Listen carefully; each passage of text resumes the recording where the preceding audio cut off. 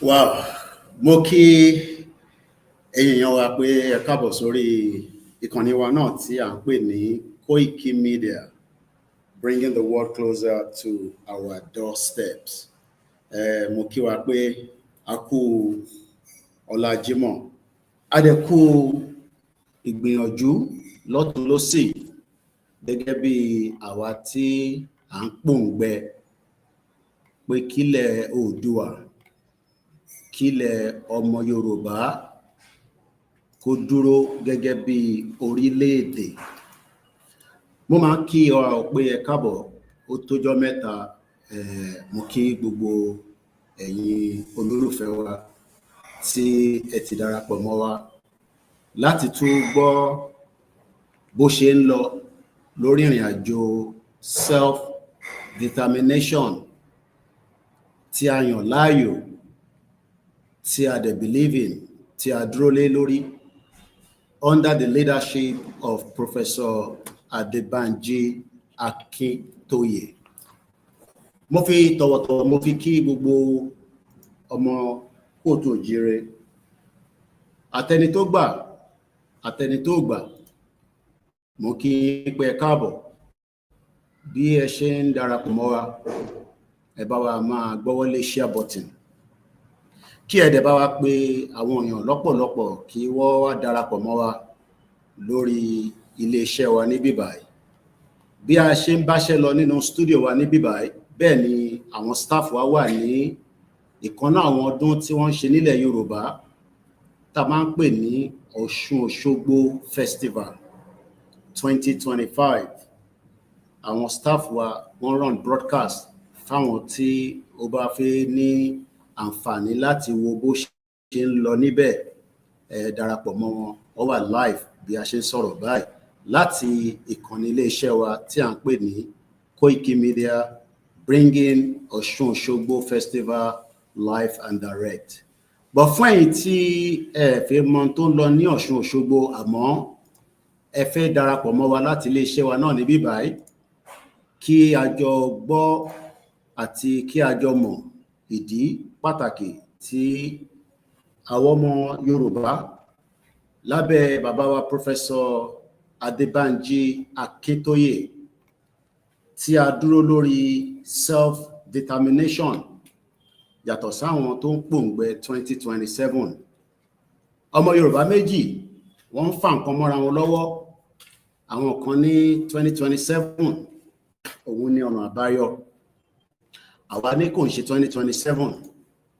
Kílẹ̀ Yorùbá, ilẹ̀ Oòduà kó dúró gẹ́gẹ́ bí ilẹ̀ tí a lè ṣiṣẹ́ fún gbogbo ọmọ Yorùbá. Eléyìí náà ni a ti ń bá bọ̀ láti bí ọdún 5 títí di wákàtí. Gbogbo tí a sọ fáwọn èèyàn wa tẹ́lẹ̀ pé tí ẹ bá jẹ́ kí ilẹ̀ Yorùbá dúró, kí a control resources wa, ọ̀pọ̀lọpọ̀ láburú máa ṣẹlẹ̀. Àwọn tó gbàgbọ́ gbàgbọ́, àwọn tó gbàgbọ́ wọ́n gbàgbọ́, a dúpẹ́ fọ́lọ́run. So bí mo ṣe sọ, we are live at the Ọ̀ṣun Òṣogbo Festival right as I speak to you. Mo monitor bó ṣe ń lọ náà ní àwọn tíìmù wa tí wọ́n ń ṣiṣẹ́ torí iṣẹ́ mídíà iṣẹ́ tó lágbára gan ni. Wàá dúpẹ́ fọ́lọ́run pé iléeṣẹ́ tiwa náà òun náà ń gbìyànjú pẹ̀lú the little resources tí a ní àfi ń ṣiṣẹ́. So mo kí èèyàn wa pé káàbọ̀. Gẹ́gẹ́ bí a ti ṣe sọ lórí ìkànnì wa níbí báyìí, a ní oṣù táwa yìí, oṣù ìbéèrè lọ́wọ́ federal government. Oṣù tí a wà yìí, oṣù tá fẹ́ mọ̀ kí ni olóyè ọmọ Adéyẹmọ kí ló ṣe gangan tó fi di pé wọ́n ti síta, àti pé kí ló dé tí freedom nígbà tí a mọ̀ pé in tó gbé dání kò ń ṣe ọ̀daràn, kò dẹ̀ ń ṣe offense. So gbogbo ẹ̀ náà ni a máa fi bẹ̀rẹ̀ ètò ti ọjọ́ Jímọ̀. Èní jẹ́ 8/8. It's very significant when it comes sequence like that. Ó jẹ́ 8 ọjọ́ kẹjọ nínú oṣù kẹjọ ọdún 2025. Kí ni wọ́n ń pè ní 2025 ní èdè Yorùbá? Ẹni bá mọ̀ kó bá wa fi sínú comment section. Àárín àwọn ìrìn àjò kékeré kan bí a ṣe ń lọ tá ń bọ̀, a dúpẹ́ fọ́lọ́run tí ó ń fi ààbò àti ìṣọ́ ẹ̀ tó fi ń ṣọ́ wa. Láìpẹ́, ẹ̀yin tí ẹ wà ní Ghana, ẹ máa retí wa. A máa dé Ghana láìpẹ́ nígbà tí a bá tún ní fund kékeré tí a lè fi rìnrìn àjò. Àmọ́ a rìnrìn àjò lọ sí ìlú Èkó. Kí la mú bọ̀? A mú puff-puff bọ̀, a dẹ̀ mú donut bọ̀, a mú kúkúrú bọ̀, a mú ọ̀pọ̀lọpọ̀ tí ó jẹ́ kí a mọ̀ àti tí kò jẹ́ kó lọ sínú public. Some of the trips are very confidential and is not for public consumption. But ito kan public, a ṣàlàyé ẹ̀ ní ráńpẹ́. A ti release article lánàá nípa ìrìn àjò tí Koikimedia àtàwọn staff ẹ̀ tí wọ́n fi lọ sílùú Èkó. Láìpẹ́ láì jìnnà bí mo ṣe sọ, ẹ̀yin tí ẹ wà ní Ghana, ẹ máa retí wa. Nígbà tá bá dé Ghana, a jẹ́ kí ẹ gbọ́ fún àwọn tí ó bá ń gbé ní Ghana. Lákọ̀ọ́kọ́ mo kí bàbá wa, the emeritus himself, bàbá tí ó kó gbogbo àjọ, bàbá tí a mọ̀ sí bàbá Yorùbá, the only man that loves Yoruba too much, tí at 90 years old tó jẹ́ kó máa sinmi, kó máa gbádùn ayé wọn. But bàbá yìí sọ pé ibi tílẹ̀ Yorùbá wà lénìí, ibẹ̀ kọ́ ló yẹ kó wà. One people, one language, one culture. Ẹ̀yà kan náà, èdè kan náà, àti àṣà kan náà. So a kí bàbá wa emeritus Professor Adébánjí Akíntóyè, kí Ọlọ́run kó jọ kí a rí bàbá pẹ́.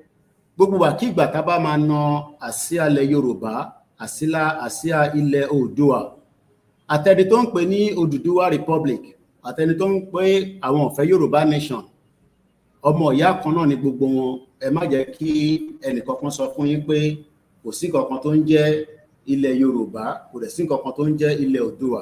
Ẹ lè ní ìmọ̀ tó emeritus professor. So gbogbo ìgbà la máa ń sọ fáwọn èèyàn wa pé ẹ má wà confused lórí pé wọ́n pè ní Yorùbá nation.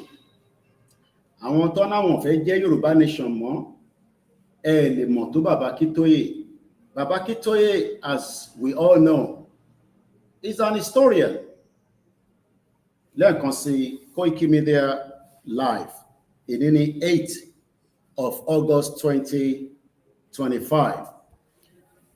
Bàbá Akíntóyè tí a gbà fún wọ́n ṣe sọ, Ọlọ́run dẹ̀ ní jẹ́ kó ṣe sọ nígbà tán ní kó máa pè ní Yorùbá nation.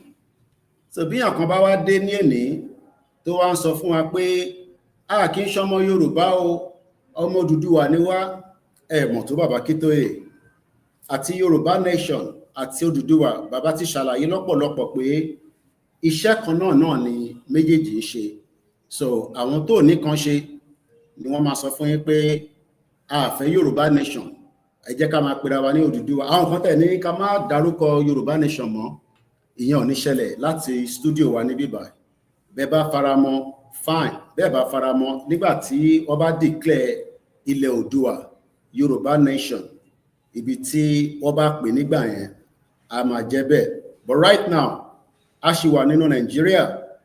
Nigeria is still running as a parallel country tí ọ̀pọ̀lọpọ̀ oríṣiríṣi ṣẹlẹ̀ nínú ẹ̀.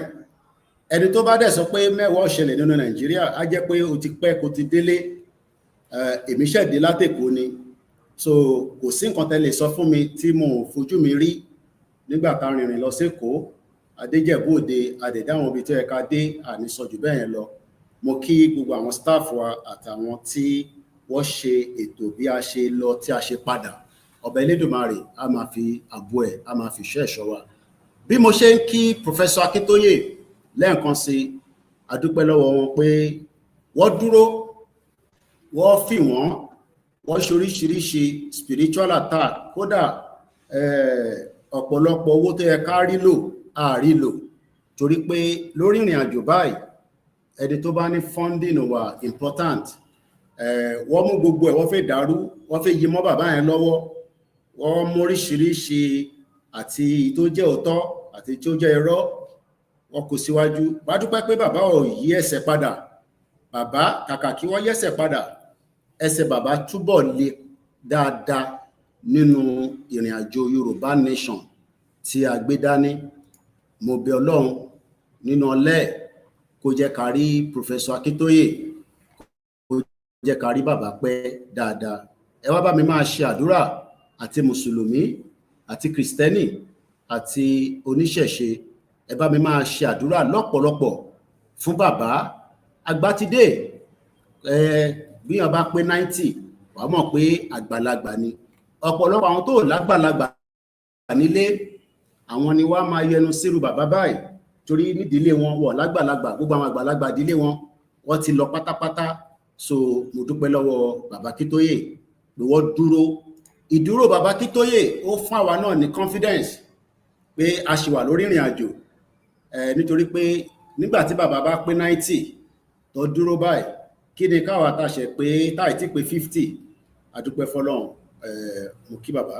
Nígbà tí mo wá ń kí bàbá, mo kí brother wa, ẹ̀gbọ́n wa, ọkọ bàbá àwọn kan tí ó farẹ̀ sílẹ̀, ebi ò pa, ìyà ò jẹ, kò ń ṣe tẹnu, kò ń ṣe tògùn. 1 million Fúlàní ò lè dá dúró bó bá ń lọ, torí pé Ọba Elédùmarè ló fi rán sílẹ̀ Yorùbá. Àwọn kan tẹ̀ náwọn alágbára Yorùbá kan tó ti lọ ló padà. Àwọn kan ní Jésù tí wọ́n nìyẹn, wọ́n ní right, torí pé a pàdé Jésù, a dẹ̀ rí Jésù rí. Àwọn kan ní Muhammad tí wọ́n ní, ọ̀pọ̀lọpọ̀ ló gbà fún Muhammad àmọ́ wọn rí sójú. Bọ̀ àwa gbà, a dúró, a tì lẹ́yìn. Ọmọ Adéyẹmọ Ìgbòho Òòṣà kò kí ń ṣe ọ̀daràn. In tó ń béèrè fún kò ń ṣe in tí a lè sọ pé kò ń ṣe ẹ̀tọ́ ẹ̀. Gbogbogbà ni màá dẹ̀ máa sọ fún pé tó bá ń wọwọ́ ọ̀tún tó ń wọwọ́ sí, bó bá rẹ́nì kankan wà máa rí Koikimedia. Ó dúró dáadáa. Ní ká sọ̀rọ̀, ó dúró. Nípẹ́ni tó ti gbé ní advanced country for 27 years tó mọ̀ nípa communication, mo ní fọkànbalẹ̀. Tó bá ń fà lọ́tún tó ń fà lósì, ẹni tó lè bẹ dá wọn lóhùn òun náà ní Koikimedia. Èmi náà rà sí ní agbẹnusọ ẹ̀. A dúpẹ́ fọ́lọ́run. So a kí bàbá wa Ìgbòho Òòṣà. Gbogbo tó lóye sọ pátá nígbà tí mo wálé ní 2021, tí mo bi bàbá pé àwọn security ilẹ̀ Yorùbá, ààbò ilẹ̀ Yorùbá, ó ní gbogbo ẹ̀ náà ni ó máa dákun, ló máa ṣiṣẹ́. Ó gbìyànjú, ó ṣe ọ̀pọ̀lọpọ̀, èyí tá a ṣe ní underground, èyí tí a ṣe sí public. Nígbà tó tásìkò kan, àwọn ọmọ Yorùbá àtàwọn Fúlàní àtàwọn ẹ̀yà tó kù wọ́n lè kúrò ní orílẹ̀-èdè bàbá ẹ̀, wọ́n ti sẹ́yìn òdì. Àwọn fídíò kan àti ní bíbáyò ẹ̀ẹ́dẹ́ rí fídíò kankan mọ́ lórí broadcast wa. Gbogbo fídíò tẹ́ bá ń wá ẹ lọ sórí péjì wa kẹ́ lọ wá níbẹ̀, àti ọ́díò ní o àti fídíò, kò ń ṣe lórí iṣẹ́ wa tá à ń ṣe ní bíbáyìí. Mo rí fídíò táwọn kan sunkún pé Fúlàní ti gba gbogbo tẹ́rítírì wọn. A ti sọ yẹn tẹ́lẹ̀, ìyẹn kọ́ là ń sọ mọ́ nísìn. Ibi tó kù sí nísìn ni pé níbo là ń lọ, àti pé olóyè ọmọ Adéyẹmọ kò kí ń ṣe ọ̀daràn. Mo dúpẹ́ lọ́wọ́ gbogbo àwọn tí wọ́n wá ń sọ̀rọ̀ síta. Akíbàbá wa Guru Maharaji, mo láǹfààní ní 2021 mo tẹ̀lé olóyè dé ọ̀dọ̀ Guru Maharaji, kọ́lọ́n bá wa fọ̀run kẹ́ ẹ̀gbọ́n wa, bàbá wa Àdògán. Àjọ dé ọ̀dọ̀ Guru Maharaji níjọ́ náà lọ́hùn ni, kó tó di pé ìjọba Buhari APC àtàwọn Yorùbá tí wọ́n tì lẹ́yìn, tí wọ́n mọ̀ nípa ikú tó pa Àdògán ní July 1st 2021. Kí Ọlọ́run kó jọ kó wọlá èní, bóyá Tinubu á bá wa fi àwọn òkú yìí sílẹ̀ kí a lè ṣe kíni, kí wọ́n lè bẹ́rí wọn, kó lè sin wọn gẹ́gẹ́ bí ìlànà Mùsùlùmí. Àdògán náà tẹ̀lé wa dọ́dọ̀ Guru Maharaji níjọ́ náà lọ́hùn. Àṣé nígbà tá máa ríra gbẹ̀yìn náà nìyẹn. Kọ́lọ́run kó bá wa foríjì, kó tẹ sáfẹ́fẹ́ rẹ̀ àti Alhaji Fatai. Bẹ́ẹ̀ mo ṣe ń sọ pé lórí ọ̀rọ̀ Guru Maharaji, òun náà ti fohùn síta, gbogbo ẹ̀ náà la máa gbọ́ nínú broadcast. Àkànjú mo kẹ́yìn tẹ́tí darapọ̀ mọ́ wa ní méjì mẹ́ta bẹ̀ ṣe ń wọlé.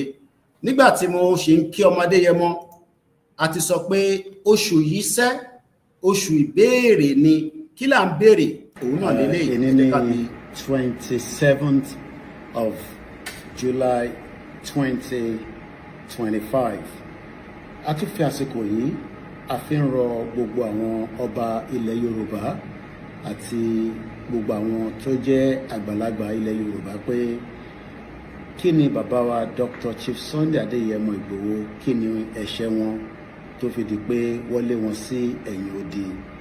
À ń rọ gbogbo àwọn ọba ilẹ̀ Yorùbá, kábíyèsí o, àṣífìlà fún orí adé, kí wọ́n dákun kó jọ̀ọ́ kó bá wa gbé ìgbésẹ̀ lórí ọ̀rọ̀ bàbá wa Dr. Chief Sunday Ìgbòho, kí wọ́n lè ní ìtúsílẹ̀, kó ní access sí àkáǹtì wọn, kí wọ́n dẹ̀ lè ní òmìnira wọn ní kíákíá.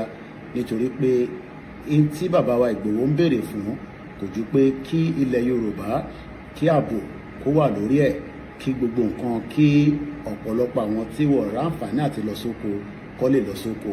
Ìdí tí a ṣe tún béèrè pé kí ni ẹ̀ṣẹ̀ bàbá wa Dr. Olóyè Chief Sunday Ìgbòho tí gbogbo èèyàn mọ̀ sí aka Ìgbòho Òòṣà. Màá tún fi àsìkò yìí rọ gbogbo ẹni tí ó bá rí fídíò yìí kó bá wa fi ránṣẹ́ sí gbogbo ibi tó bá yẹ kó dé, kí ó lè ní etí gbọ́ fún gbogbo àwọn tó máa láǹfààní àti gbọ́. Orúkọ tèmi náà kò tí yí padà, Olayomi Koiki, tí gbogbo èèyàn mọ̀ sí Koikimedia, bringing the world closer to your doorsteps. Àti lọ, mo dúpẹ́ lọ Koiki, mo ṣàdúrà gbogbo yín bá ta ẹ̀ ní rànìrà. Bẹ́sẹ̀ dúró sí bàbá yìí, Ọlọ́run á dúró ti di ayé yìí. Yorùbá nation! Yorùbá nation! Yorùbá nation!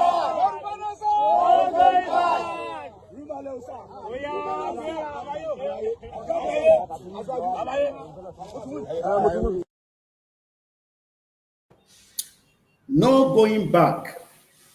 Ọ̀pọ̀lọpọ̀ rúmọ̀, ọ̀pọ̀lọpọ̀ oríṣiríṣi náà ni olúkálùkù máa sọ nígbà tí ọmọ Adéyẹmọ gbéra tí a lọ sí ọ̀dọ̀ àwọn bàbá wa,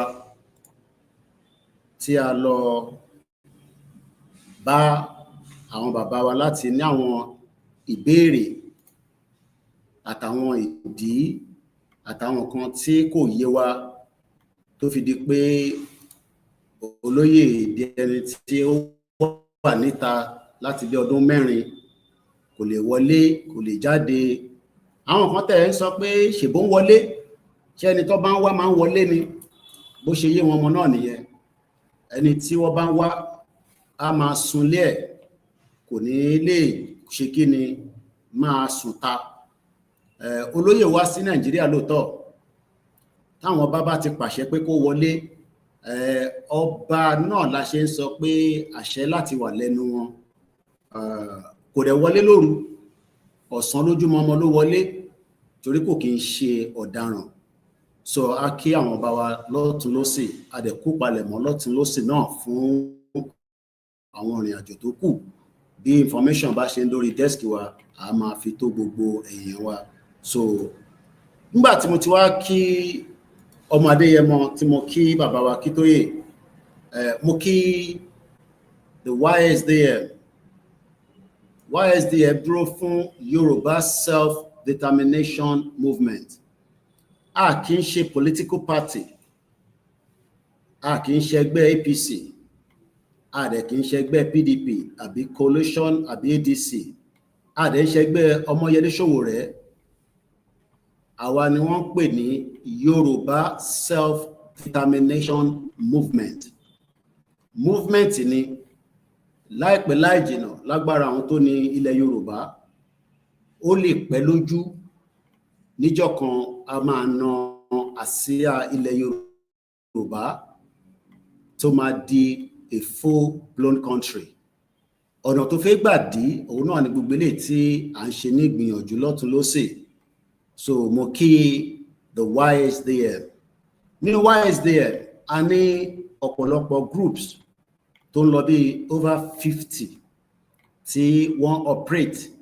tí olúkálukú ní different nǹkan ṣe tá a bá ń dárúkọ group kan tá a dárúkọ kan ṣe ló máa dàbí ìgbà tó jẹ́ pé ìkan tó ń ṣiṣẹ́ jù kan lọ ni no so mo ti kó gbogbo group papọ̀ tó nígbà tá a bá ṣe program tán àwọn kan ní àwọn ògbórúkọ group tiwọn àwọn kan là ń dárúkọ ṣáwọn nìkan ló ń ṣiṣẹ́ so mo kí gbogbo àwọn groups pátápátá bẹ́ẹ̀ ni mo kí gbogbo àwọn coordinators tí wọ́n ń darí each of their state and the local government tí a bá mọ̀ nípa àwọn coordinators yìí tẹ́ bá bi àwọn media wá ṣàlàyé àwọn tó jẹ́ coordinators so mo kí gbogbo ẹgbẹ́ ká má tún máa lọ sí ẹgbẹ́ kan torí ìyá máa mú ìgbà míì kí ló dé tá a dárúkọ eléyìí tó jẹ́rúkọ eléyìí là ń dá so a kí gbogbo ẹgbẹ́ mo wá lọ bẹ́ẹ̀ mo kí àwọn deputy méjì tí wọ́n ń ṣiṣẹ́ pẹ̀lú Professor Adébánjí Akíntóyè tí a mọ̀ sí Káyọ̀dé Ẹ̀mọ̀lá àwọn ní gbogbo Europe àti di diaspora so fún ẹni tó bá jẹ́ diaspora tẹ́ ẹ̀ gbé ní South West níbi tó ń pè ní Yorùbá land tó sì jẹ́ under Nigeria lénìí a jẹ́ pé diaspora ní kódà tó bá jẹ́ African countries náà lẹ́wà you are still classified as a diaspora ó kọ́ jẹ́ pé within the African lẹ́yìn wà ní so bọ̀ gbogbo ẹni tó bá wà ní Europe Asia Canada America gbogbo àkígbà tí ẹ bá rántí YSDM ẹ máa rántí Káyọ̀dé Ẹ̀mọ̀lá nísàlẹ̀ ní homeland àwọn náà ni bàbá wa George Akínọlá so a kí gbogbo àwọn tí wọ́n dẹ̀ ń ṣiṣẹ́ under that same platform as well nígbà tí mo ti kí àwọn tí ẹ ká kí ẹ mo gbọ́dọ̀ kí màmá tó bí mi mo kí màmá mi dáadáa mo fi tọ̀wọ̀tọ̀wọ̀ mo fi kí màmá mi torí ọ̀pọ̀lọpọ̀ àwọn òbí tọmọ wọn bá gbèrú iṣẹ́ tí mo gbé dání ó ṣeé ṣe kó ti sọ fún ọmọ wọn pé kó jáwọ́ kàkà kémi jáwọ́ màmá tó bí mi fi àdúrà ó náwó ó nára so mo kí màmá mi dáadáa pé àwọn náà kú iṣẹ́ àjọ ń ṣe náà ni gbogbo ìgbà náà ni àwọn náà ń ṣe èyí tí Ọlọ́run wọn lórí pé kílẹ̀ Yorùbá kó dá dúró mo kí wọn dáadáa mo wá kí àwọn ìyàwó mi pé wọ́n kó àdúró tì kò sí bẹ́ẹ̀ ṣe fẹ́ máa gbọ́ Koikimedia àwọn tí wọ́n jẹ́ igi lẹ́yìn fún Koikimedia náà nìyẹn a kí wọn dáadáa mo kí àwọn ọmọ Oòduà a kí gbogbo wọn mo wá kí àwọn Koikimedia staff àwọn tí wọ́n ṣiṣẹ́ back to back àwọn tí wọ́n wà standby pé Yorùbá nation làwọn dúró fún kò sí nǹkan tó ń jẹ́ Nàìjíríà ẹni tó bá ṣì ń sọ̀rọ̀ Nàìjíríà èmi ò mọ̀ bí Nàìjíríà ta rí níjẹta àbí ìjẹrin àbí ìjarun sí wọn kan tó ń jẹ́ Nàìjíríà gbogbo náà la máa ṣàlàyé. So mo kí gbogbo àwọn tíìmù apáta àtàwọn tó jẹ́ freelance. Mo dúpẹ́ lọ́wọ́ yín tí lẹ́ẹ̀kọ̀ọ̀kan àwọn kankan bá ṣẹlẹ̀ ládùúgbò yín ẹ sáré pè wá bàbá Koiki ṣe ti gbọ́ ẹ send fídíò sí wa. Mo ní gbogbo ìgbà kí ìgbà tẹ́ bá ń fi fídíò ránṣẹ́ sí wa ẹ máa rántí máa fi déètì sí torí pé our journalist like date kó lè sequence tó dàgbà kí ìgbà tá a bá fẹ́ lo àwọn fídíò yẹn níjọ́ míì àmọ́ pé ọjọ́ báyìí ìṣẹ̀lẹ̀ yẹn ṣẹlẹ̀. So ẹ máa fi déètì sí kẹ́lẹ̀ fi location sí. Mo kí gbogbo yín náà tí ẹ̀ ń fún wa ní information lọ́tùn lósì. Now a fẹ́ wọnú ètò lọ díẹ̀díẹ̀ ẹ má kí máa dárúkọ gbogbo ẹ̀yin tẹ́ ń wọlé lọ́tùn lósì torí a ti bẹ̀rẹ̀ recording wa earlier than kakiyin and we're already 26 minutes into the broadcast. The last broadcast tí a ṣe was Sunday last week, so ti tójọ́ mélòó kan tí a ti wọ̀ on air. But àwọn staff wa wọ́n go on air every day. But ẹni tó bá follow wa lórí Twitter torí ọ̀pọ̀lọpọ̀ ọmọ Yorùbá ò ní Twitter account tó ń pè ní X a dẹ̀ lè máa ṣàlàyé yẹn fún yín mọ́ àti sọ títí bẹ́ẹ̀ bá jókòó sórí Facebook orí Instagram orí TikTok tẹ́ ẹ̀ ní Twitter well I don't know how I can help you. Àti ní kẹ́ lọ register kẹ́ ní X account kí a lè máa lo platform yẹn náà láti fi engage. So mo kí gbogbo àwọn tó dúró dáadáa lórí X mo kí yín mo kí àwọn tó wà lórí TikTok mo dẹ̀ kí àwọn tó wà lórí gbogbo platform. So we have been working back to back quite ọ̀pọ̀lọpọ̀ nǹkan ni a fẹ́ sọ̀rọ̀ lé lórí. Ibi tí a fẹ́ sọ̀rọ̀ lé lórí gangan ọ̀nà méjì ni bó máa ṣì kọ́kọ́ gbé káàkiri náà bó ibi tá a fẹ́ lọ gangan òun ni wọ́n ń pè ní the 8-point agenda tí Tinubu náà ń ṣe lọ́wọ́lọ́wọ́ púpọ̀ náà tó wà nílé gan ọmọ tó ń pè bẹ́ẹ̀. That has been the program tí Tinubu gbé wá fún yín nígbà tó náà ń fi ṣe president tó ń ṣe lọ́wọ́lọ́wọ́ ẹ̀ ìyẹn Jagaban. Kí tó máa bá ètò lọ mo tún kí Omitaf culture mo kí Omitaf couture torí wọ́n ní culture kọ́ ó correct mi nígbà tí mo ń pe culture wọ́n ní kò ń ṣe culture Omitaf couture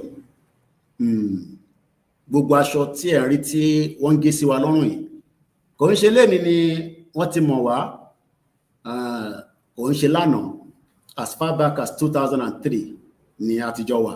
So kẹ́ máa rò pé bóyá torí agbé Yorùbá nation dání ni a ṣe ń sọ̀rọ̀ Omitaf couture no 2003 lè máa ti àwọn Omitaf couture ti wà bí wọ́n ṣe ń gé sí mi lọ́rùn látijọ́ iná nìyẹn. So mo kí wọn dáadáa mo yìn wọ́n mo lù wọ́n lọ́gọ̀ ẹnu torí pé bí àṣà àwọn staff mi á ní ọkùnrin tó ń sun rárá iṣẹ́ ló ṣe.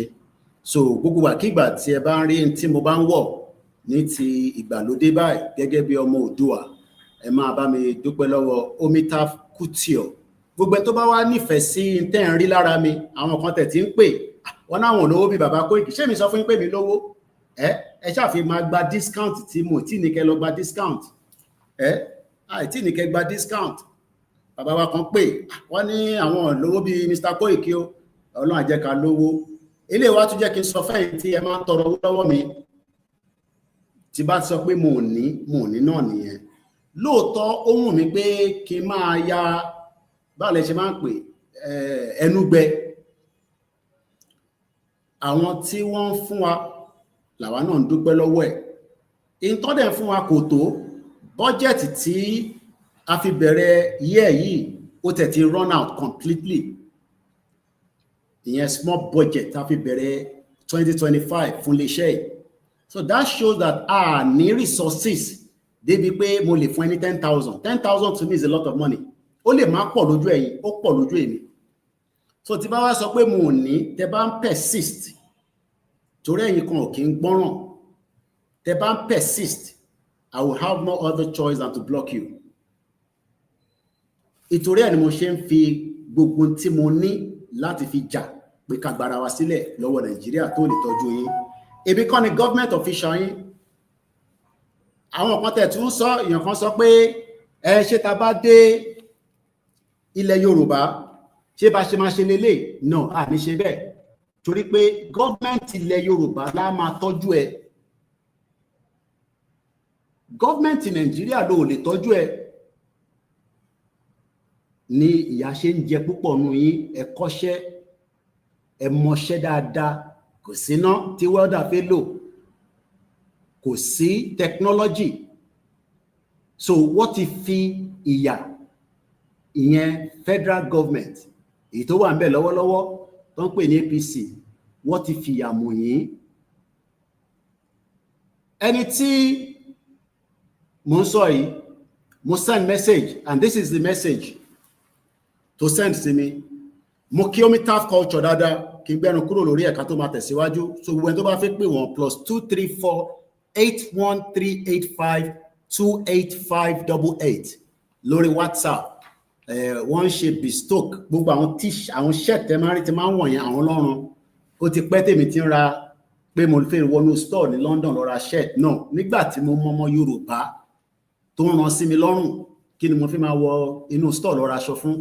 So àfi bí àìtí àwọn irú Azizi tó bá sẹ́ǹsì mi láti Amẹ́ríkà yàtọ̀ sáwọn aṣọ Koikimedia tá à ń wọ̀ àtàwọn bí àwọn sísítà wa ọmọlúàbí apparel nígbà tó tútù bá dé àwọn tá a máa ń wọ̀ yẹn. So mo kí Omitaf kò tí ọ̀ dáadáa, ẹ kàn sí wọn, kò sí tí wọ́n lè ṣe, wọ́n lè post ẹ̀ sí l'Amẹ́ríkà, Canada, kò sílùú tẹ wà. Bẹ́ẹ̀ ṣe ọ́dà pọ̀ mọ́ tó ń deliver, tó ń ọ́dà ìgúsí, àwọn náà lè bá yín ṣe. Mo kí wọn dáadáa. So gbogbo àkígbà tí ẹ bá ti ń rí in tí mò ń wọ̀ ní shirt ní trouser pant ni àwọn lọ́rùn. So mo kí wọn dáadáa. Now kí n sáré padà sáwọn tí ẹ feel pé responsibility mi ni fún yín pé tẹ bá tọrọ owó agbọ́dọ̀ fún yín. No, it's not my responsibility. Responsibility mi pé mò ń ṣe Yorùbá nation. Ẹ bá wá tọrọ owó tí ìbá fún yín àti di ìjà nìyẹn. Arákùnrin sọ pé ẹ̀gbọ́n, you blocked me because I asked you for help. What does that message mean to us?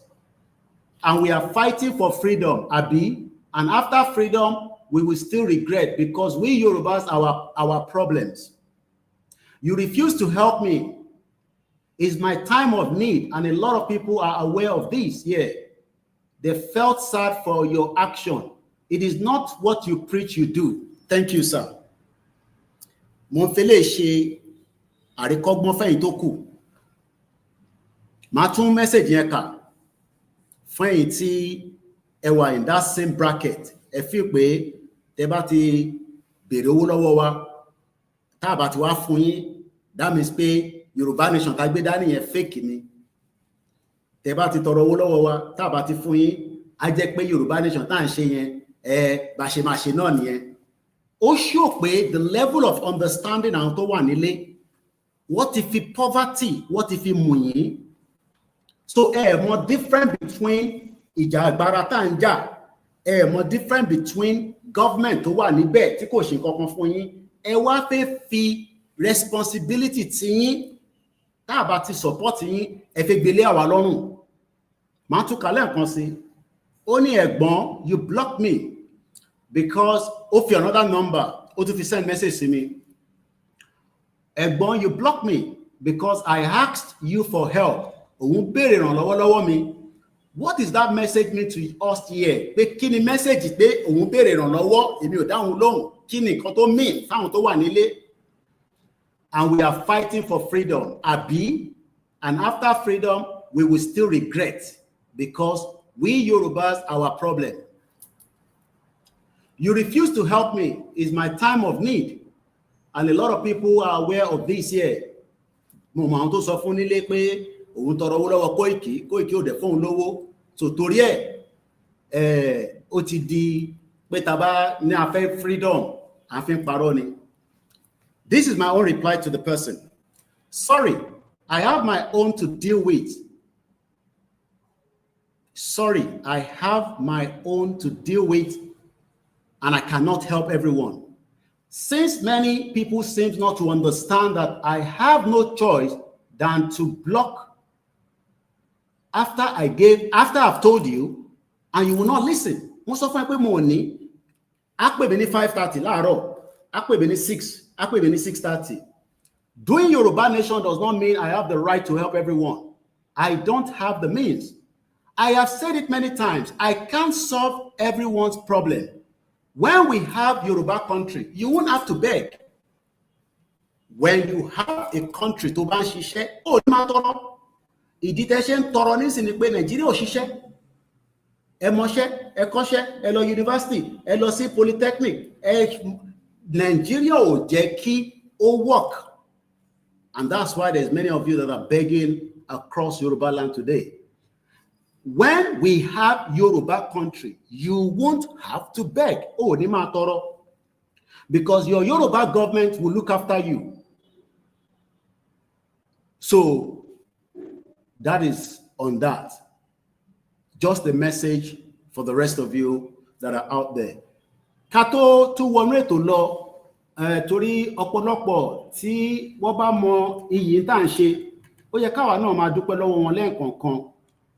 Mo kàn fẹ́ sáré fi àsìkò yìí, mo fẹ́ fi dúpẹ́ lọ́wọ́ bàbá wa Àràbà Balógun, tí a láǹfààní àtijọ́ pàdé. Àwọn lọ́rí mi, èmi ò dá wọn mọ̀. Just like púpọ̀ nínú yín náà, ẹ máa dá mi mọ̀. Nígbà kan tí a bá tún jáde bẹ́ẹ̀, mo dúpẹ́ lọ́wọ́ wọn, mo mọ̀ lórí pé wọ́n fojú pa wá rẹ́. Èdè ní 8 August 2025, 11:43 a.m. lórí ètò ìkànnì Koikimedia. Mo ń fi àsìkò yìí, mo fi ń dúpẹ́ lọ́wọ́ bàbá wa Àràbà Balógun pé wọ́n fojú pa wá rẹ́ nígbà tí wọ́n rí wa. Wọ́n rí wa, wọ́n dẹ̀ dá wa mọ̀. Wọ́n dẹ̀ ṣe tí à ń pè ní tí ọmọ Yorùbá náà máa ṣe tó jẹ́ ọmọ Yorùbá. Fídíò tájọ ṣe tásìkò bá tó láìpẹ́, à release ẹ̀ fáwọn ọmọ Yorùbá kí ẹ lè bá mọ̀ pé ọ̀pọ̀lọpọ̀ àwọn ọmọ Yorùbá ń dúró pé kí ilẹ̀ Yorùbá tètè dé ní kíákíá.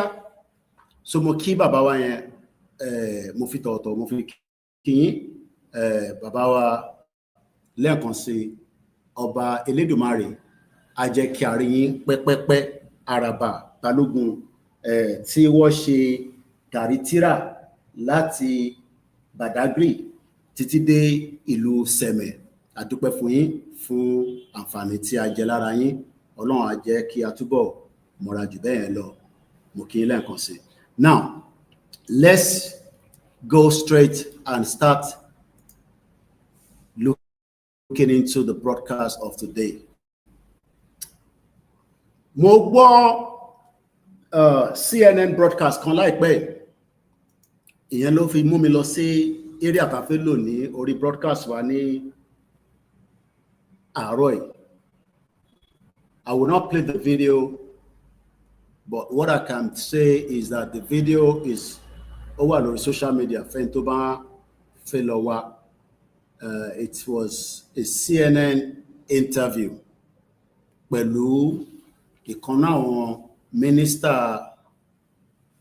Tinubu tó jẹ́ ti trade. Wọ́n sọ̀rọ̀ nípa tariff.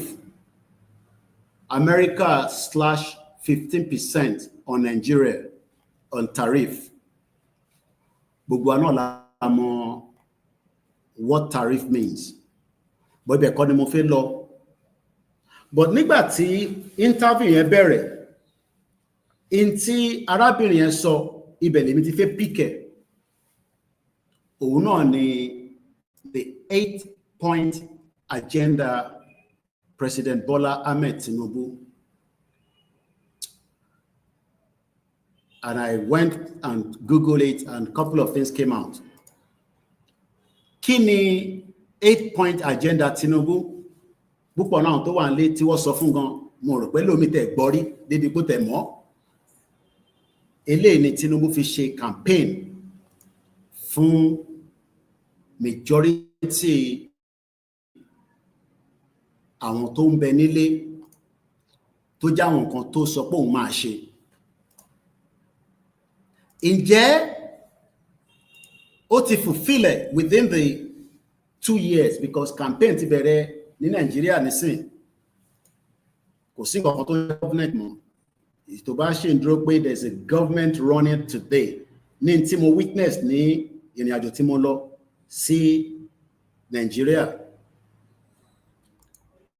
forget it, there's no government running at the moment. In tó ń ṣe nísìn ni pé wọ́n ti bẹ̀rẹ̀ full campaign fún 2027.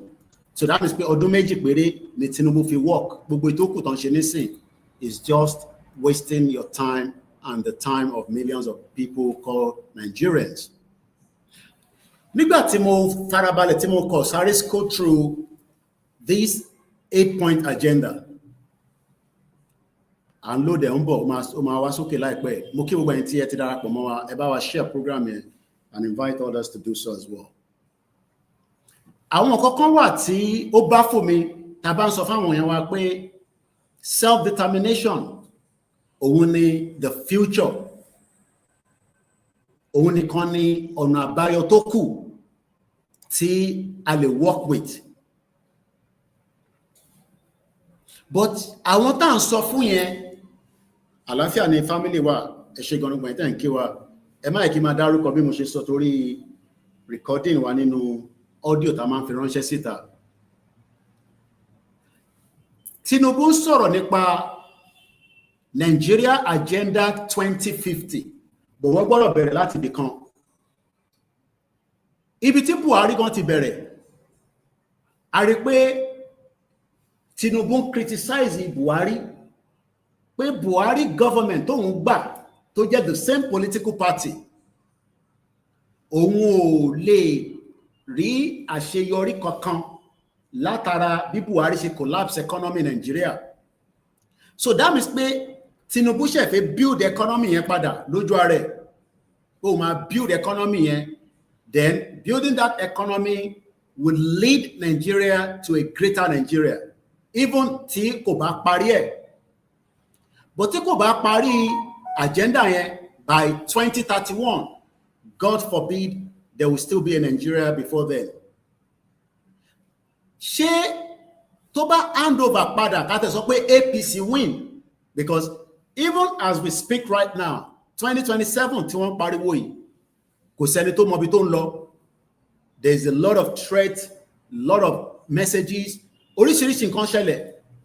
So olúkálùkù wọn náà kàn ń wo bó ṣe fẹ́ lọ ni. But let's focus on bí Tinubu bá win election 2027, ṣó guarantee pé a parí Nigeria agenda from the 8-point agenda. Hold on.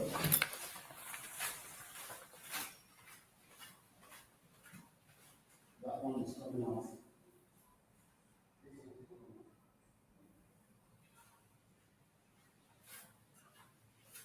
So the 8-point agenda tí Tinubu ń sọ̀rọ̀ lé lórí has not helped anybody.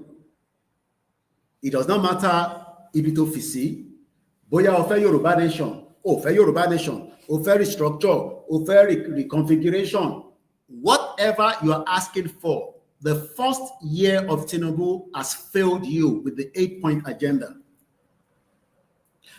Àwọn the north, àwọn tẹ̀tù wá argue pé ó sì favour southwest agenda yìí. This 8-point agenda kò favour àwọn north according to them, even though àwa tá jẹ́ ọmọ Yorùbá a rí any impact of this 8-point agenda tí Tinubu sọ̀rọ̀ lórí. Kí ni àwọn kan tó wà nínú 8-point agenda? Màá link ẹ̀ mọ́ in tó ń pè ní SDG goals. How many of us know the meaning of the SDG goals? Ta ló gbọ́ rí? Ta ló mọ meaning SDG goals? How many Nigerians today knows the meaning of the word SDG goals? Èèyàn mélòó ló mọ ìtumọ̀ ẹ̀? Àti pé ṣé Nàìjíríà lè meet up with the SDG goals before 2030, which is a year kó tó di pé Tinubu máa parí government ẹ̀. So that means pé gbogbo tí Tinubu need nísìn, according to him, is just another 3 years windows. That's, God forbid, tó bá padà wá ní 2027 tó rí gàrẹ̀ wọlé tí kò dẹ̀ dá wàhálà sílẹ̀ nínú Nàìjíríà, whether that government will be allowed to function fully. Ṣé ó lè complete the 8-point agenda? Mo fẹ́ kẹ́ tẹ̀lé mi ní in tí mo sọ dáadáa o. Ṣé ó lè continue 8-point agenda yẹn kó fi wá link ẹ̀ pé a fi fún gbogbo ọmọ Nàìjíríà o ní the SDG goals? These are critical points of your life. Là ń sọ̀rọ̀ nísìn fẹ́yìn tí ẹ̀ ń sọ pé ẹ fẹ́ Yorùbá nation, because you can end up wasting another 5 years of trying to bring Tinubu back, knowing fully well pé kò lè support the 60 million Yoruba people to have a better life under the SDG goals, including the 8-point agenda tí Tinubu ń pariwo káàkiri báwọn máa ṣe. Now, ká tó padà sí the 8-point agenda, kí ni wọ́n ń pè ní SDG goals and what is the agenda behind it? The quicker taba fi 5 years ká fi lọ build the Yoruba Oduduwa country than waste another 5 years of Tinubu 8-point agenda tí kò dẹ̀ likely kó máa fún wa ní into United Nations to expect from every country that Nigeria is a signatory. Pé Nigeria ń kọ́, Nigeria máa fún wa ní a better life under the SDG goals. Then why ta fi lọ waste all these 5 years again? Because Tinubu has 1.5 years to 2027. When you add 1.5 years to another 3 years, because the last 4 years of Tinubu will not be used for anything than another campaign for whatever political party tó bá tún wọlé, whether it's APC or another party. That is if that agenda of Tinubu goes further into 2027. So the fact that Yoruba people MP life yín play game pẹ̀lú Tinubu, fi life yín fi ta kàlòkàlò pé kí Tinubu kọ́ ó tún padà wá, knowing fully well that he cannot even complete the 8-point agenda. At least kó tẹ̀ fún wa ní mẹ́ta or méjì, a máa padà sí kí ní àwọn agenda yẹn. But mo kàn fẹ́ link it quickly pẹ̀lú the SDG goals. Kí ni wọ́n pè ní SDG goals today? The 2030 agenda for the sustainable development, also known as the global goals, is a United Nations initiative tí wọ́n adopt ní 2015 nígbà tí Buhari dé.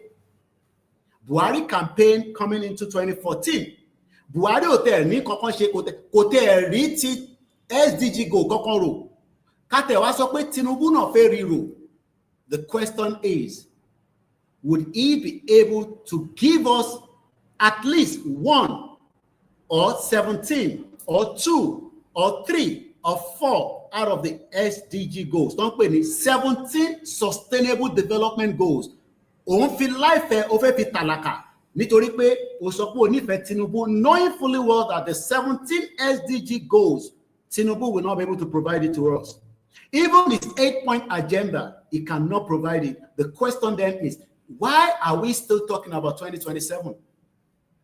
Kí ni purpose of this 2027? Why do you want to talk about 2027, knowing fully well that this government cannot give you the 17 sustainable development goals that started in 2015 when Buhari ran the government for 8 years without anything that brought progress?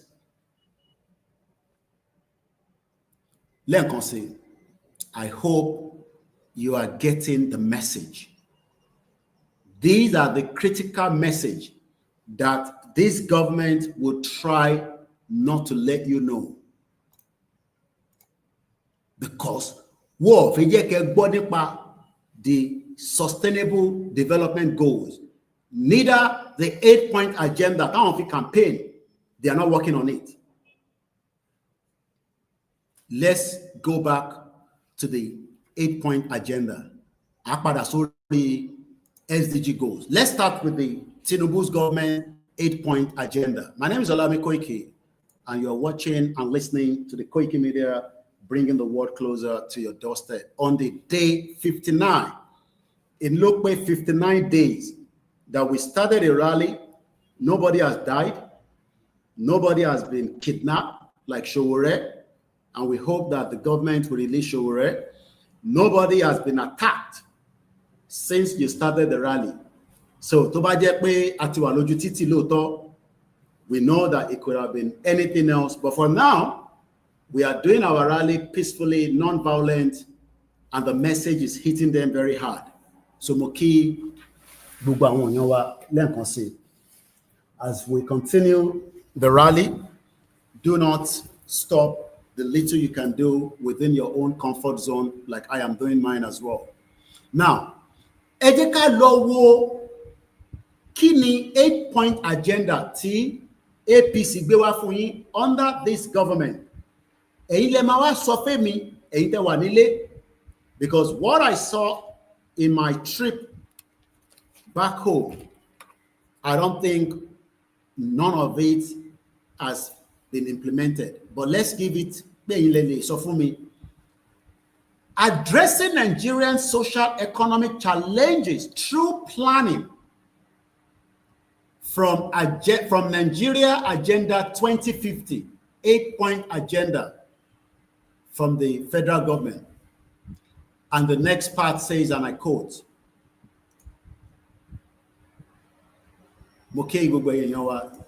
now, the 8-point agenda of the current administration is to address Nigerian social economic challenges. Can you tell me that these challenges will be and can be changed even 8 years of President Bola Tinubu? Ṣé ẹ gbàgbọ́ pé this 8-point agenda can work even with 8 years of this government? Ẹ̀yin lè sọ, ẹ̀yin tẹ́ wà nílé, torí ẹ̀yin lẹ sọ pé ẹ fẹ́ 2027, èmi ò fẹ́ 2027, àwọn ò fẹ́ 2027, but fẹ́yìn tí ẹ ní ẹ fẹ́ 2027, ṣé agenda yẹn ṣó máa solve Nigeria social economic challenges? The next one is, these challenges are many, but some untable. So government yìí náà mọ̀ pé challenges tó wà nínú Nigeria ó pọ̀ ju bí omi gan ti kọjá gàrí. Kan tí wọ́n bá bu gàrí kékeré tó bá bomi púpọ̀ sí, Ọlọ́run jẹ́ kó rí gàrí yẹn bù nínú omi yẹn. Addressing them requires proper planning. Ṣé Tinubu lè plan ilẹ̀ Yorùbá? I am not talking about Nigeria now because èmi fẹ́ wà selfish. Torí pé nígbà tí Buhari wà níbẹ̀, Buhari wà selfish. Buhari tajà sọ́dọ̀ àwọn ìran ẹ̀, kò tajà sí gbogbo Nigeria. Ṣé Tinubu tó wà níbẹ̀ nísìnyí, ṣó lè address the required proper planning kí ilẹ̀ Yorùbá kó wà sustainable láti lè gbé, láti lè bímọ, láti lè dàgbà, pé ìyà ò dẹ̀ ní jẹ yín? Torí what I saw in Nigeria for a couple of days is more than worse than what I experienced even 2 weeks ago. Ta lọ sí Ògbómọ̀ṣọ́. But planning process should be quick to give adequate time for the more important implementation. The more important implementation. Ṣé Tinubu, ìyẹn Jagaban, can he implement in the little time tó ní right now? Because we have seen the first 2 years of this government. The remaining 2 years is for campaign, according to them. It has always been like that. So that means that Tinubu has just 2 years, even if he becomes president again after 2027. Will he be able to address all these for Yoruba people that are in Nigeria? Or Adapada Fun Tani? Will he give the power back after 2031 when he completes his tenure? Because one, he accept Tinubu ṣe third term.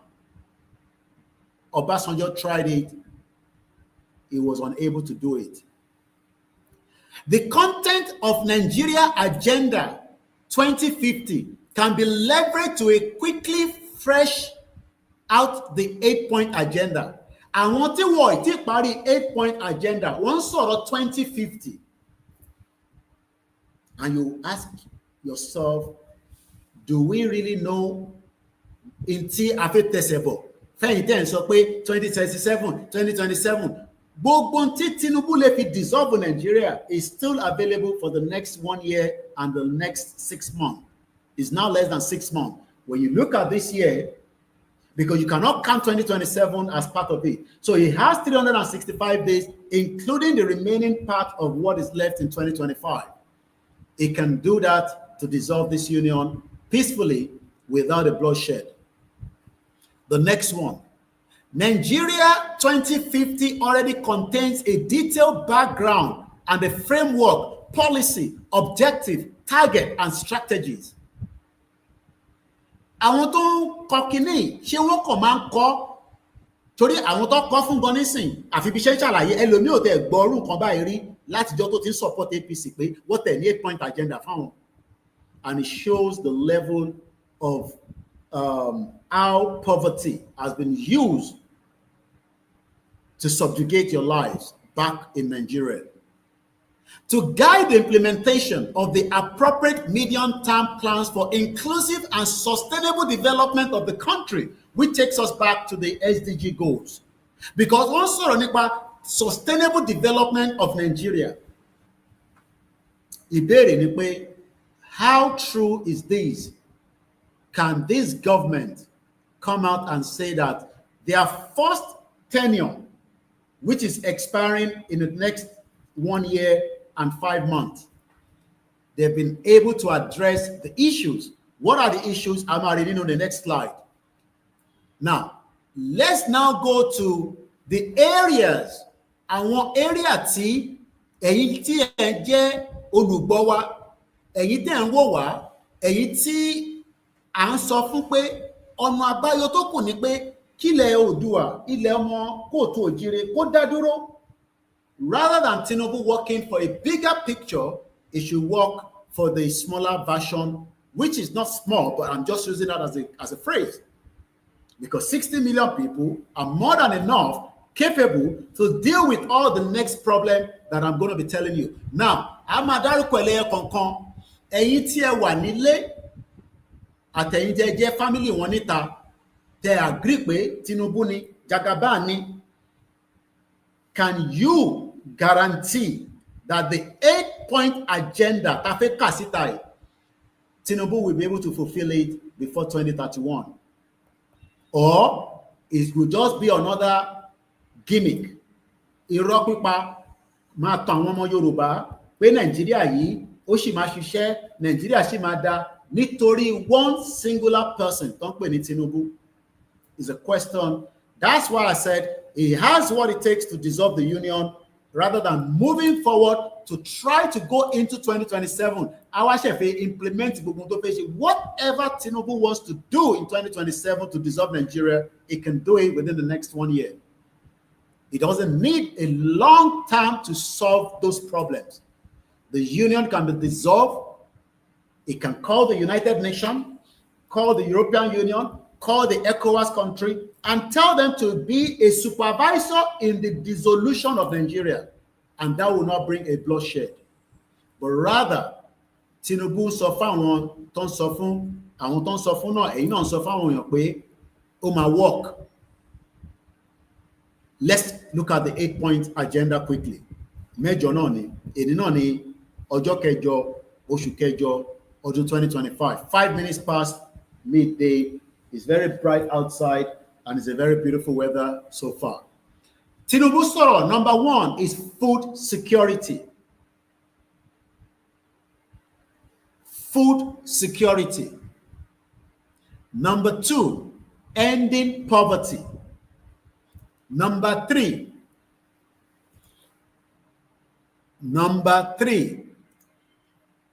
economic growth and job creation. Number 4, access to capital. Number 5, fighting corruption. Number 6, rule of law. Number 7, improving the playing field. Number 8, improving security. But let me go according to how I want to present it lórí slide one. This is what Tinubu used to campaign. Fẹ̀yìntì ẹ accept pé ó máa ṣiṣẹ́ fún yín. In tó máa lò ní 2027 campaign àìtí mọ̀. But eléyìí tí wọ́n fi campaign òun làwa wá gbé jáde nísìn pé báwo ni ó ṣe jẹ́ kí ilé ayé ọmọ Yorùbá tó ń gbé nínú Nàìjíríà báwo ló ṣe túnṣe? Ṣó túnṣe ní àbódá padà sẹ́yìn? Báwọn ṣe tó lélẹ̀. Wọ́n ní number 1, food security. Number 2, ending poverty. Number 3, economic growth and job creation. Number 4, access to capital. Then number 5, improving security, and it went in reverse. Number 6, improving playing field. Number 7, rule of law. Number 8, fighting corruption. A kí gbogbo àwọn tí wọ́n ń ṣọdún Ọ̀ṣun Òṣogbo festival. Ẹ jẹ́ ká mú ní lẹ́yọ kọ̀ọ̀kan. Ètò ààbò sí oúnjẹ. Látìgbà tí President Bola Tinubu ti dé orí oyè, ẹ fún wa ní ibi tí ètò ààbò sóúnjẹ wà nílẹ̀ Yorùbá o. Débi pé ọmọ Yorùbá fẹ́ gbin oúnjẹ, ó dẹ̀ lè gbin oúnjẹ yẹn á dẹ̀ kó jáde nínú ẹ̀, á dẹ̀ ní mọ́tò tí ó máa fi gbé sórí títì tó máa fi gbé dé ọjà láti tà. Ǹjẹ́ ètò ààbò oúnjẹ wà nílẹ̀ Yorùbá? Ǹjẹ́ látìgbà tí Tinubu ti dórí oyè, ǹjẹ́ a ti ní food security? Tá a bá wá ní food security, kí ló fà á? Kí ló jẹ́ ìdí tí food security tí kò ṣẹlẹ̀ ní 2023 títí di 2025? Because kò sí government kankan mọ́, like I said. All we have right now is what we call politicking of preparing for the campaign. Ẹ ṣe fẹ́yìntì ẹ sọ pé láìkẹ́ aṣọ tí a wọ̀, bí ẹ bá fẹ́ rú ẹ̀ ọmọ fún yín, ẹ lọ sọ́dọ̀ Omitav Couture lórí Instagram. A sì dúró lórí food security, ètò ààbò fún oúnjẹ. Tá bá wo food security, ó pín sí oríṣiríṣi ọ̀nà. The reason why there is poverty nílẹ̀ Yorùbá lẹ́nìí is because there is food insecurity. Kò sí security.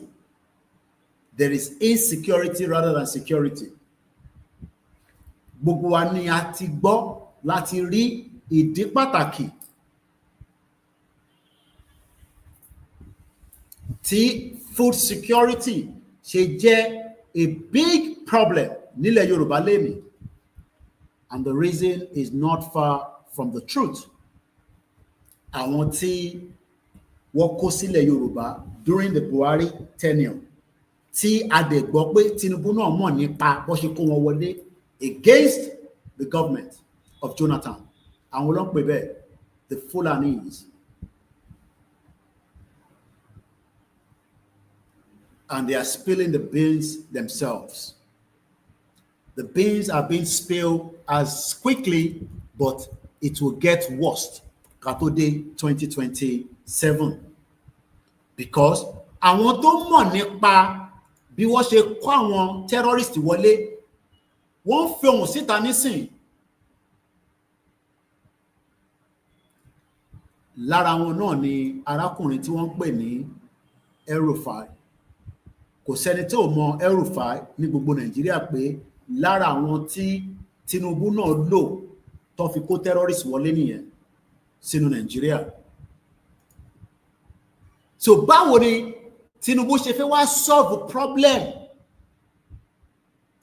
tí wọ́n fi kó àwọn terrorist wọlé tí a fi ní food insecurity lẹ́nìí? A wà lórí YouTube fẹ́yìn tí ẹ̀ ń béèrè. We're live currently on the YouTube. Ẹ̀rọ́jú El-Rufai ṣe rántí pé kódà ọba tàná fi jóyè Reason we don't know. El-Rufai could back Tinubu going into the 2027, and he's been firing with all these bullets. But our bullets kan wà tí wọ́n máa ń tọ́jú pamọ́ torí pé o mọ̀gbà tó máa wúlò fún ẹ. So gbogbo tí El-Rufai ṣì ń sọ is just tiny. Does it mean anything to Tinubu? Maybe not, because àwọn èèyàn ní ẹni tó wà ní power ló ní agbára. But ìtàgbàgbé ni pé àwọn tí Tinubu ń bá tayò yìí náà, we were told by the late Dr. Malafia, their network, wọ́n ní owó, wọ́n ní gbogbo nǹkan, gbogbo fídíò yẹn àti gbọ́, àdé láti máa tún gbọ́. We know what Malafia said, and we have seen it happening and playing out nílẹ̀ Yorùbá. Àmọ́ bí wọ́n ṣe pẹ̀lú Jonathan, nígbà tí Jonathan sọ pé òun ò ní gbà, òun ò dẹ̀ ní gbọ́. The same set of people náà ni Tinubu fẹ́ bá tayò nísìn. So the game of 2027 can lead Yoruba people into a massive problem. Tí a bá kọ̀, tá a gbọ́ra wa yé, tí a ń sọ pé àfi dandan kí arákùnrin kó tún lọ ṣe 2027, knowing fully well that ó lè dissolve union yẹn within the next 365 days. Tí Tinubu bá wà honest pẹ̀lú rẹ̀. But tí kò bá wà honest pẹ̀lú rẹ̀, then gbogbo 8-point agenda yẹn tó bá gbé padà wá concept kò lè work títí tó máa fi parí ní 2031. Ìbéèrè wa ni pé ta ló wá fún lára wọn? Ṣẹ́yìn tí ẹ accept pé kí Tinubu máa padà bọ̀ lẹ́ ń fún lára yín, àbáwá tá à ń sọ pé ká gbẹ́sẹ̀ lé bírèkì mọ́tò tó ń lọ yìí torí pé ibi tó fi wà wá lọ àtẹ̀ mọ̀ mọ́ báyìí. Ẹ jẹ́ ká gbọ́ àwọn nǹkan kéékèèké tí El-Rufai tó fi ń sọ̀rọ̀ lẹ́nujọ́ mẹ́ta ẹ̀. Ó ń sọ ọ̀pọ̀lọpọ̀ ọ̀rọ̀, ó ń sọ òkò, ó ń sọlu Tinubu, ó dẹ̀ ń jẹ́ kó yẹ pé sẹ́, àní going into 2027 yìí, ẹni máa kú, ẹni máa yè, òun lọ̀rọ̀ tó wà ńlẹ̀. El-Rufai ló sọ bẹ́ẹ̀. Fáwọn tó bá ń follow in tí El-Rufai sọ, because El-Rufai mọ àwọn tí wọ́n kó dání tó wà nínú pocket wọn tí wọ́n fẹ́ fi dá wàhálà sílẹ̀. If anybody is now also believing that àwọn El-Rufai ló máa wá tún Nàìjíríà ṣe, then we are all in big danger ahead. Ó grant ọ̀pọ̀lọpọ̀ interview láìpẹ́ yìí tí gbogbo wa ti gbọ́, ìyẹn El-Rufai. Èyí tó grant tí mo gbọ́ last, ó sọ ọ̀pọ̀lọpọ̀ ọ̀rọ̀ nínú ẹ̀. Wọ́n complain nípa nepotism tí Tinubu play. Wọ́n ní àwa tá à ń sọ pé Buhari play nepotism, pé ṣèbí Tinubu náà play nepotism. Kódà àwọn tẹ̀ tún defend Buhari nísìn pé Buhari ò play nepotism. Ìbéèrè wa ni pé ṣé èyí yóò jẹ́ èyí náà ni àwọn ọmọ Yorùbá fẹ́ wà nínú ẹ̀ pẹ̀lú tó ń pè Nàìjíríà, pẹ̀lú gbogbo tí ojú wa ti rí, tójú wa ti là. Ìdí tá ṣe ń sọ fáwọn tí à ń sọ fún pé ọ̀nà àbáyọ tó sì kù òun náà ni pé kólúkálukú ká máa lọ. Nigerians are not fools. Currency, the naira remains volatile despite all the unification charade. The black market is about 1,500 naira to the dollar, according to El-Rufai. Ó ń jẹ́ kó yé yín pé 1,500 naira to the dollar. It went further again. Nigerians are not fools. The recent press release by Felix Moka, the publicity secretary of the APC, is a desperate attempt to mask the glaring failures of Tinubu administration with empty rhetoric, selective data, and the laughable circumstances. In this poorly crafted political sermon, Moka tried to cast Malam Nasiru El-Rufai as an inconsolable sucker, simply because the former governor had the courage to speak a hard and uncomfortable truth that this administration is running Nigeria into the ground with a smile on his face. Yeah. Let's be clear, Moka's long-winded outburst is nothing but a diversion from the real issues affecting Nigerians: the poverty, inflation, insecurity, joblessness, and a near total collapse of the public trust in leadership. If anything, it reveals how disconnected the APC propaganda machine has become the actual pains and frustration of everyday Nigerians. I saw that in Lagos in the last couple of days. A government built on slogans and not solutions.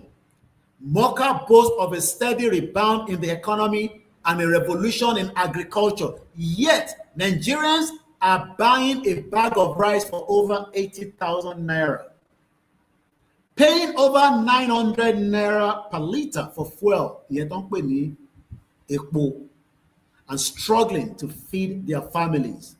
Is this the renewed hope or the renewed hardship with a question mark? It speaks of our 420 roads and bridges on the way, like a student reciting the borrowed lines from a textbook. Where are this project? Níbo ni gbogbo project ọ̀sán pọ́n ṣe ń bolo wà? Àdúgbò wo ló wà? Ẹ bá tọ́ka sí ìtàn ṣe nílẹ̀ Yorùbá, bàbá tẹ̀lé lọ sókè ọ̀yà lọ́hùn. Which state? Ẹ̀sọ́ state tí wọ́n ti ń build the road to my last. Àárín coastal road project ọ̀ṣẹ̀ tó ní drainage. Gbogbo ilẹ̀ ti rí fídíò yẹn, we don't have to play it. Nigerians are not impressed with the phantom statistics. They want food on their table, electricity in their homes, jobs for their youth, and safety in their street. The mention of NEL fund for students would be laughable if it wasn't so insulting. A government that cannot even pay ASU. The same ASU was under strike under Buhari for 8 months.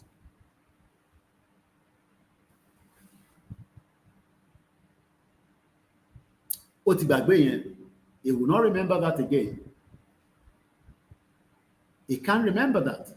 But 8 years during the Buhari, for 1 year, the students were all at home.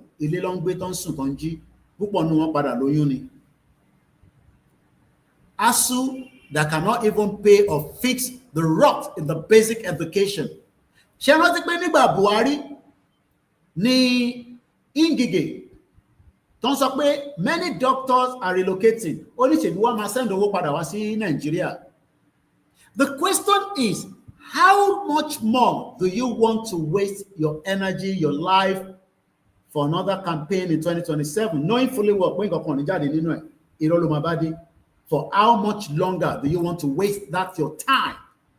Taba calculating each of our years, add another 5 years. Like I said, 4 years of the government in 2027 going into 2031. Meta lo le mu ninu e. Le mu gbogbo 4 years here, because the last 4 years or the last 1.5 years is just a waste. So we are only going to pick 3. Amu eyokan to ku nínú 2026, because 2027 is when the election will be held. So that means you only have 4 years. Can you add 4 years of your life now to this government moving forward and ask yourself, Kobare so kodu oro pe ṣé mo lè waste 4 years ilé ayé mi lórí pé kí Tinubu di president going into 2027? Some of you are ready, but gbogbo are ready. That is why Tashin sọ pé moving this project of Yoruba nation kò ń ṣe tó lè delay. It is something that needs to happen, and it must happen as quickly as possible. Because if you look at 4 years, if everybody add that to their age, just add 4 years. If we are ready to waste that 4 years, it's fine. But whatever will be after that 4 years will not make your life a better one. So better can basically break it in Tinubu and demand a dissolution of Nigeria, so that gbogbo àwọn onídọ̀tí bíi El-Rufai tó ń sọ̀rọ̀ sí ilẹ̀ Yorùbá, because ilẹ̀ Yorùbá ló ń sọ̀rọ̀ sí, kò sọ̀rọ̀ sí Tinubu. Maybe some of you don't know that. Wọ́n sọ ọ̀rọ̀ padà sílẹ̀ Yorùbá, wọ́n ti gbàgbé pé ilẹ̀ Yorùbá yẹn làwọn fi enrich North, tá à ń pè ní North lẹ́ni tí British dá sílẹ̀, because British ló create not pé kọ́ máa suck, kọ́ máa mú ẹ̀jẹ̀ ilẹ̀ Yorùbá tí wọ́n fi mú gbogbo owó, gbogbo ọrọ̀ ajé wa tó fi ń kó lọ sókè ọya lọ́hùn. Yet, ọ̀dọ̀ tiwa gbogbo alamọ bó ṣe rí lẹ́nu. So let's go back to the agenda of the 8-point agenda. But tàbá wo gbogbo tí wọ́n kọ kalẹ̀ yìí, a rí pé these are people that have been in power during Buhari and they are already mourning and complaining. Yet, the same Tinubu tó ní ó máa tún Nàìjíríà ṣe under the 8-point agenda has not even been able to fix one agenda. Tó bá tẹ̀ jẹ́ pé agenda kan ni Tinubu bá fix nínú 8-point agenda rẹ̀, ṣèbá àtẹ̀ máa rí nǹkan sọ lórí pé okay, at least he was able to do one out of the 8. Maybe I should read that 8 back again to you. Nínú mẹ́jọ tí à ń sọ̀rọ̀ ẹ̀, food security wà nínú ẹ̀, ending poverty, economic growth and job creation. Èèyàn mélòó ni ó padà ríṣẹ́ ní business and flourish nígbà tí Tinubu dórí oyè? Ibi iṣẹ́ mélòó ni tó jẹ́, I am not talking about the multinational companies, àwọn tó jẹ́ big boys in the market. I am talking about ẹni tí ó kọ̀ dá ilé iṣẹ́ kékeré sílẹ̀, as little as selling obì. Ìyá tó ń ta obì yẹn, ṣé business yẹn ṣó grow díẹ̀ sí nígbà tí Tinubu ti débẹ̀ àbó decline ó wálẹ̀? I am not talking about big business now. Ẹni tó kàn ń ta obì, tá bá wo gbogbo orí igbá ẹni tó ń ta obì yẹn, tá bá kà pé a fẹ́ ra gbogbo igbá yẹn, ó lè má ju maximum 2,000 naira lọ. Mo mọ̀ ẹni tó ń ta obì ní ilé nísìn. Kàmáì tí wàá sọ ẹni tó dá another scale of business sílẹ̀ nínú ẹ̀ náà, nínú poverty yẹn, a dẹ̀ dúpẹ́ pé ẹni tó lọ bọ́ọ̀sì ṣọ́ọ̀pù kan náà àwọn diaspora, gbogbo àlá ti rí àwòrán yẹn ní láti tún máa gbé wá sórí podcast. Wọ́n ti mú arákùnrin náà. These are not just petty thieves. They are the same thieves like the politician tó ń jí owó ńlá tí Rotimi Amechi sọ fún wa.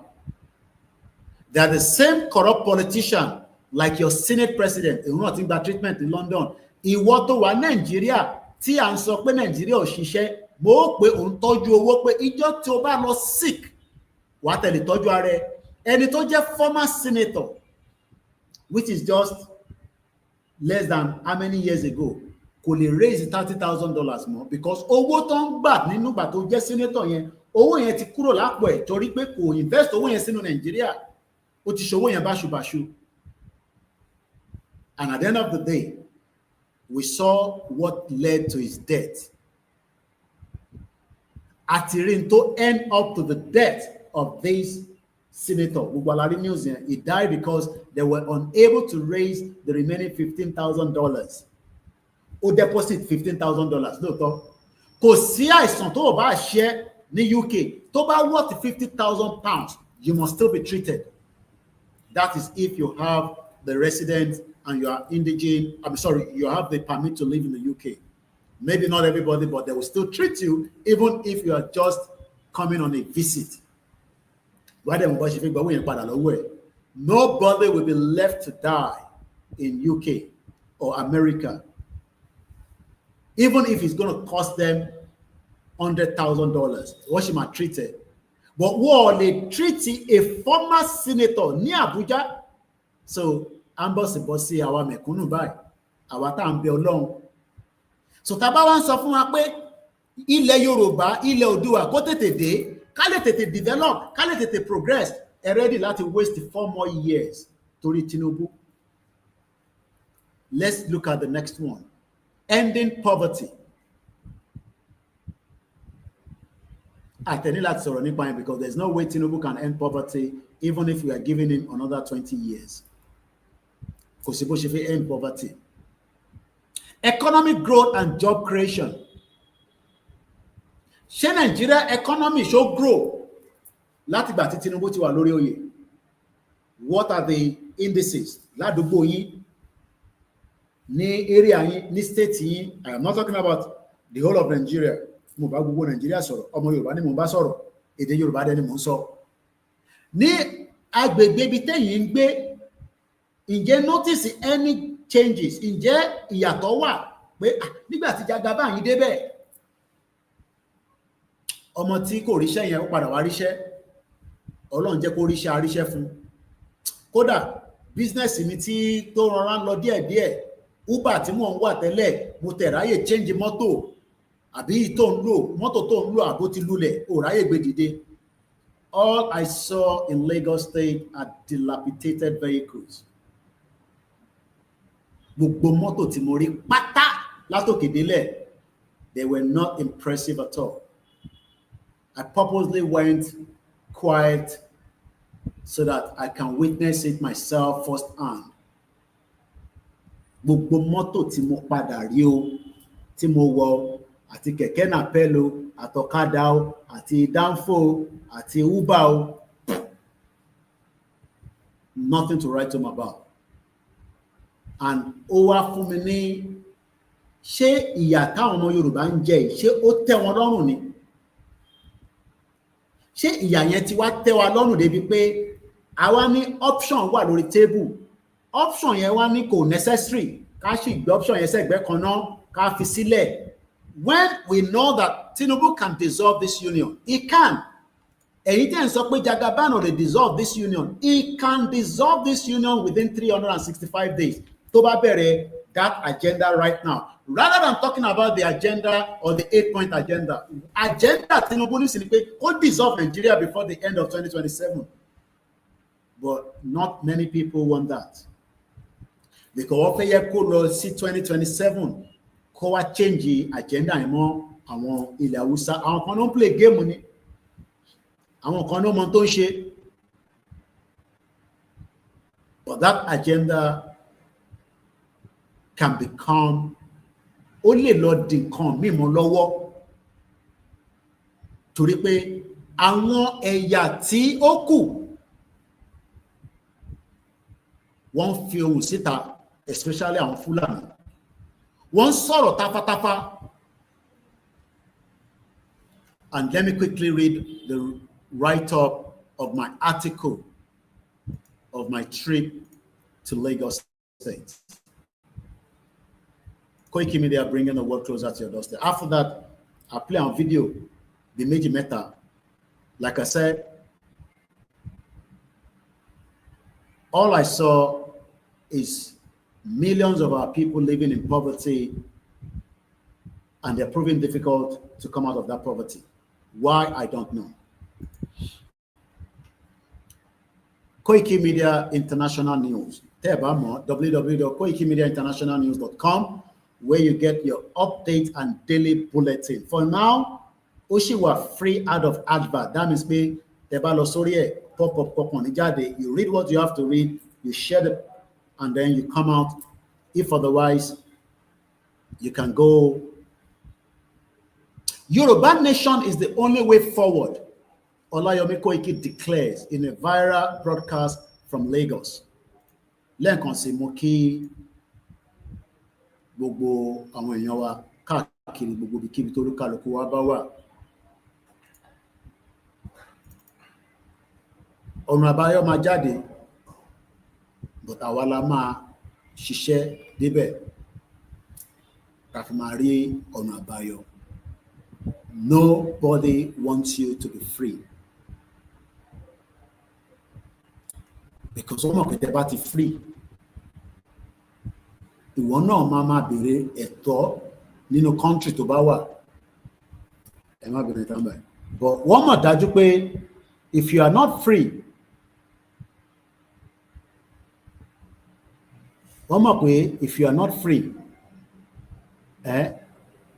many things that you are wishing for will definitely not come to you.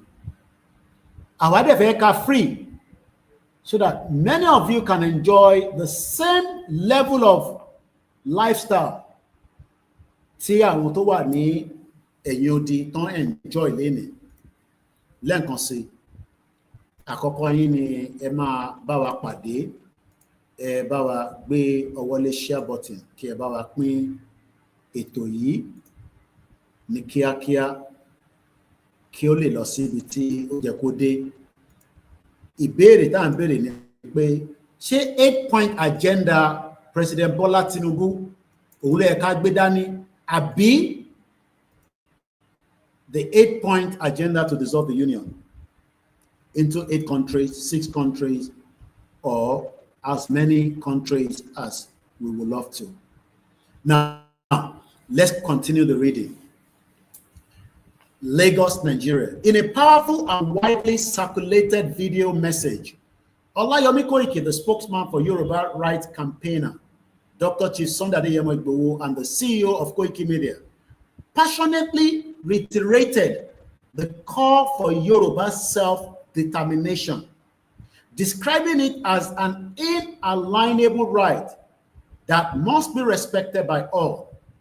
Speaking live from Lagos, Nigeria, Koiki emphasized that the Yoruba people, as an indigenous nation within the failed Nigerian state, are not begging for separation, but demanding their rightful independence in order to build a prosperous future for current and unborn children, unborn generations. Nigeria is not a nation. It is a contraction made up of several distinct nations. Koiki said, Yoruba is one of those nations, and we are more than ready to pull out. Rejecting 2027 elections and the restructuring talks, Koiki strongly criticized those clamoring for 2027 general elections and another round of constitutional restructuring, labeling such move as distractions. He insisted that true freedom for the Yoruba people lies in the actualization of an independent Yoruba nation, not in a recycled political promises. A vision for Yoruba nation, prosperity, culture, and control of resources. He outlined the compelling vision of what an independent Yoruba nation would look like. A sovereign land with functioning healthcare, reliable security, economic opportunities, world-class infrastructure, and social welfare for the elderly. I was watching my beautiful colleagues in India, Paliki Sharma, on presenting the program yesterday, and he was talking about a young man that Facebook offers $1.5 billion. Yes, you heard me very well. Fún ọtí èmi ẹ̀ ń sọ pé àfi tó bá ṣe politics, inú politics láti máa rówó, I pity millions of Yoruba people that are in that kind of bracket. What offer you need? $1.5 billion, and he actually rejects that offer. Let me quickly show you that, but let me read this complete, then we'll come and show you that. I want you to hold on to that. Kí lẹni yẹn ṣe? Ṣó ń gbé drugs ni? Ṣó ń forí èèyàn ṣe oògùn owó ni? Ni wọ́n ṣe ń offer ní $1.5 billion for 6 years. Pé kó kúrò nílé iṣẹ́ tó wà nísìn kó wá bá wọn ṣiṣẹ́. Ó reject offer yẹn. Ṣé mọ̀ pé kan tó possible nílẹ̀ Yorùbá náà nìyẹn lọ́jọ́ iwájú? But irú iṣẹ́ wo gan ni iṣẹ́ tó ń ṣe? Ṣé ṣe aṣẹ́wó ni? Ṣé ṣe jìgálò ni? Ṣé ṣe ká jí owó nínú government coffer? Irú iṣẹ́ wo lẹni yẹn ṣe ni wọ́n fi ń offer ní such a very powerful money? Màá gbé yín débẹ̀. Don't go away. Stick on this broadcast. Mo ní bí by an international platform yìí when it comes to self-determination. Let's go back to rejecting 2027 election and the restructuring talks. A vision for Yoruba nation, prosperity, culture, and the control of resources. We deserve a system that works. In Yoruba nation, we will control our natural resources, preserve our culture, revive our identity. He said, it is time to stop talking for survival and start planning for sovereignty. colonial legacy and language imposition, Koiki also reflected on the impact of the fraudulent 1914 amalgamation engineered by Lord Frederick Lugard, which he described as a forced and unjust union that stripped indigenous nations of their autonomy. He lamented the imposition of English as Nigeria's first language, Nigerian official language, despite the global spread of Yoruba language in part of America, Europe, and beyond. They gave us English in place of our language, our values, and our pride. But today, Yoruba is being taught and spoken in universities abroad, while we are being told to forget who we are. Echoing the calls for Yoruba leaders, Koiki reinforced the consistent message of Professor Adebanji Akintoye and Dr. Chief Sunday Igboho, both of whom have repeatedly asserted that security and sovereignty are non-negotiable for the Yoruba people. Yoruba nation is the only real solution, he stressed. It is the path to the glorious future for all Yoruba sons and daughters. Very soon, we will raise our flag, sing our anthem, and celebrate our independence. How soon to that is subject to you and me, whether you truly want freedom or you want to waste another 4 years of your life talking about another election. The viral video continued to gain traction. Now, where is the viral video? I will show you that viral video just to continue with this. Emma Binu Beshen Wale, I can't mention name because, like I said, we're in the recording mode, but we're going to Wale on Muki, Eba share button. And when you come across this audio, please do share the audio as well. Let's quickly give you the video, and we will now go back quickly. Taniwa offer share $1.5 billion for Kirusha Woni. I will explain that to you. Don't go anywhere yet. But for now, let's come back quickly and share that video. One out of the many videos. Not all the videos that were produced in Lagos will be released. Some of them are sensitive, while some of them are confidential. But the one that we were able to do to the public, we will release them so that if I am telling lie, Lagos State that you are proud of today, with the transportation system I saw there, is as dilapidated as if we are still in the 19th century. And you cannot blame the citizens for that. We blame the government and those that are running the shows of the affairs of the Yoruba people in what is known as the Yoruba land, which is called the southwest part of Nigeria. So let's quickly watch that video, and then we will continue the program. Video Koikimedia nílùú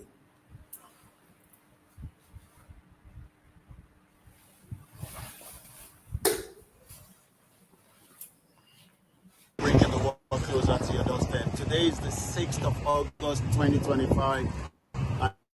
And as we say all the time, self is not crime. What you're looking right now is currently in Lagos State. And as we have said it to the international community, the African nations around the world, that people have right. From a TikTok, Instagram, you're going to find the video there. Right, self-definition. What do we mean by nation? Nigeria is not a country. And what do we mean by Nigeria is not a country? Nigeria has many countries inside, and talking about the 2027. What we as Nigeria cannot be. Gẹ́gẹ́ bí a ti ṣe sọ fún wa lẹ́pẹ́ ilẹ̀ Yorùbá ó gbọ́dọ̀ dádúró ilé abáyé kúrò máa bèrè fún níbo nílẹ̀ Yorùbá ń dọ̀kun lọ sẹ́dí rẹ̀ ibi tó máa wà náà lélẹ̀ ìbọ̀tí nǹkan kan tó máa yàtọ̀ bẹ́ẹ̀ ni pé country tó máa jẹ́ Odùduwà Republic Yorùbá nation òun ni à ń sọ̀rọ̀ lé lórí. Àwọn tó máa ń sọ̀rọ̀ nípa pé 2020 torí pé aṣíwájú Bọ́lá Ahmed Tinubu in terms of fún Bọ́lá Tinubu ni pé àwọn north already wọ́n ti jẹ́ kó yé wa pé àkíṣe kankan náà àwọn Fúlàní sọ pé àwọn làwọn ní Nàìjíríà. Usman Dan Fodio agenda is real. Wọ́n sọ fáwọn èèyàn pé ilẹ̀ tẹ́ ń wò yìí tẹ́ bá fi sílẹ̀ in another 3 years Ìgbò máa gbà wọ́n lọ́wọ́, Fúlàní máa gbà lọ́yìn lọ́wọ́, Haúsá máa gbà wọ́n lọ́wọ́. But tá a bá dá dúró, à lè control resources wa, à lè control ẹ̀yà tí à ń sọ pé èdè Yorùbá tá à ń sọ yìí. Bí yàn bá lọ sí Germany nísìn, èdè Yorùbá ló ń sọ níbẹ̀. Tó bá lọ sí Bulgaria, èdè Yorùbá ni. Tó bá lọ sí Turkey, èdè Yorùbá ni. But ní gbogbo ilẹ̀ Yorùbá lédè nísìn, ọ̀pọ̀lọpọ̀ àwọn èèyàn máa sọ pé a lè sọ Yorùbá, a fẹ́ máa sọ English. Ta ló fún wa ní English? 1914 amalgamation by Lugard. Òun ni wọ́n fi join gbogbo wa together. Ìdí ta ṣe ń pariwo lójoojúmọ́ nìyẹn pé Yorùbá nation òun ni kọlọ́nà àbáyọ. Lọ́pọ̀lọpọ̀ bá ń béèrè pé kí ni olóyè Ìgbòho fẹ́? Tá bá sọ̀rọ̀ nípa security. Security wà very very important. Ìlú tí kò bá sí security kò lè sí tourism, kò lè sí business. Ìdí ta ṣe ń sọ pé kí Yorùbá kó dá dúró. A dúpẹ́ lọ́wọ́ bàbá wa Professor Adébánjí Akíntóyè. Mo kí gbogbo ọmọ Yorùbá nílé lóko. Yorùbá land ló ń pè bíbá. We hope that in the next many years, that is one out of the many videos. And tó bá fọ ẹ lè lọ sí orí ẹ farabalẹ̀ ẹ rí wò dáadáa ní orí page wa tí à ń pè ní Koikimedia, the Koikimedia backup and the WD76, which is gbogbo programu tí ẹ fẹ́ wò ẹ rí wò dáadáa níbẹ̀. Èyí ni day 59 Yorùbá Nation Mega Rally. À ń try láti gbé ọ̀rọ̀ jáde nípa the 8-point agenda tí gọ́ọ̀mẹ̀ntì Tinubu sọ pé òun máa fi jẹ́ kí ilé ayé ọmọ Yorùbá kó lọ síwájú kó lọ sẹ́yìn. After 2 years going to the 3rd year, none of this 8-point agenda has worked. Mo tún béèrè lẹ́ẹ̀kan sí fẹ́yìn tí ẹ̀ ń gbọ́ wa, àtẹni tó máa tún gbọ́, àtẹni tó máa gbọ́ nínú ọ́díò. Gbogbo ìgbàkígbà tẹ́ bá ń gbọ́ bíbá yìí, èwo nú àwọn 8-point agenda yìí gan ẹlòmíì ò gbọ́ rí pé agenda tí Tinubu náà máa fún yín lélẹ̀. Ṣé tẹ́ máa dúpẹ́ pé àwa lọ bá yín mú jáde.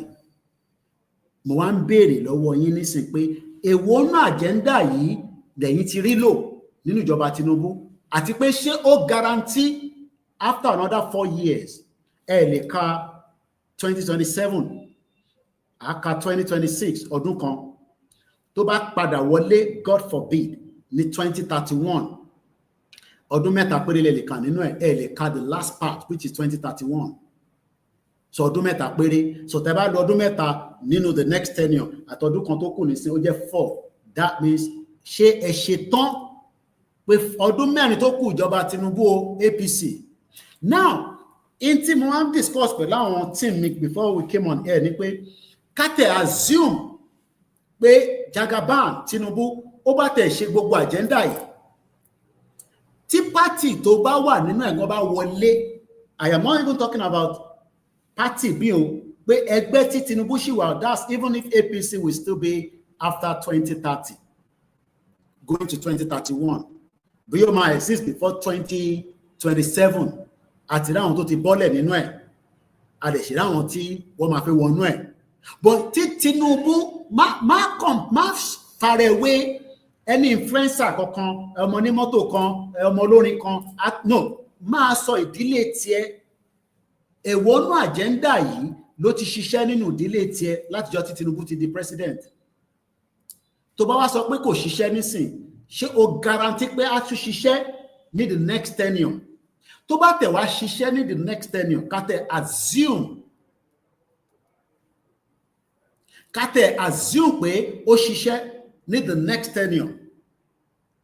Ká tẹ̀ gbàgbọ́ pé bí Tinubu o Jagaban tó bá débẹ̀ o ní after 2027, 2028, 29, 30, mẹ́ta náà ni 3 years ló máa mú. O lè mú 2031 because ìjọ yẹn ló máa ṣe election, just like bó ṣe lè mú 2027 ìgbà yẹn ló máa ṣe election. So they always have 3 years in the government. 2 years ló fi ń ṣe government, ọdún kan tó kù wọ́n fi ń ṣe campaign dẹ̀ ti bẹ̀rẹ̀ nísìn. Now bá mi fi sínú comment section, ẹ bá mi kọ sínú paper, èwo nú agenda Tinubu yìí ló ti ṣiṣẹ́ fún family tiẹ̀. Má wo family oní family, inú ilé tiẹ̀ ni kò ti wò, because as far as I'm concerned, none of this 8-point agenda has worked for my family. Wọ́n struggle fúnra wọn ni. Pẹ̀lú bó ṣe ń struggle yẹn kò ká, nítorí pé Nàìjíríà ti tóbi jù fún Tinubu láti maintain. Tó bá tẹ̀ wá rí maintain tán, tó bá wá fẹ́ gbélé padà ní 2031, tó fẹ́ gbé fún pátì tiẹ̀ padà náà bí Buhari ṣe gbé fóun nísìn, ṣé ẹni tó ń bọ̀ yẹn máa continue agenda Tinubu? Because Yorùbá kọ́ ló máa jẹ president ní 2031. Bóyá ẹ̀ tí mọ̀ yẹn. Tinubu will be the last Yoruba president if Nigeria that you want wants to remain. Wọ́n ní accept pé kí Yorùbá mi kò sí bí Yorùbá yẹn kódà kó lọ gbé any best Yorùbá wálé anywhere in the world, àwọn Fúlàní ò ní gbà. Already wọ́n tẹ̀ tí gbà pé kó wá ṣe second time. Kátẹ́ àgírípò ríga rẹ̀ wọlé, ó padà wọlé, ẹ dìbò fún. And it's not your own voting that counts. So the bá rò pé bí a PVC ló ṣiṣẹ́, your PVC is as useless as the tissue paper.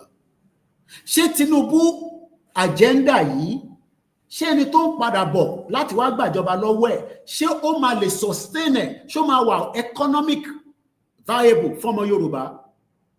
Kí ni number one agenda yẹn? Ó sọ̀rọ̀ nípa food security.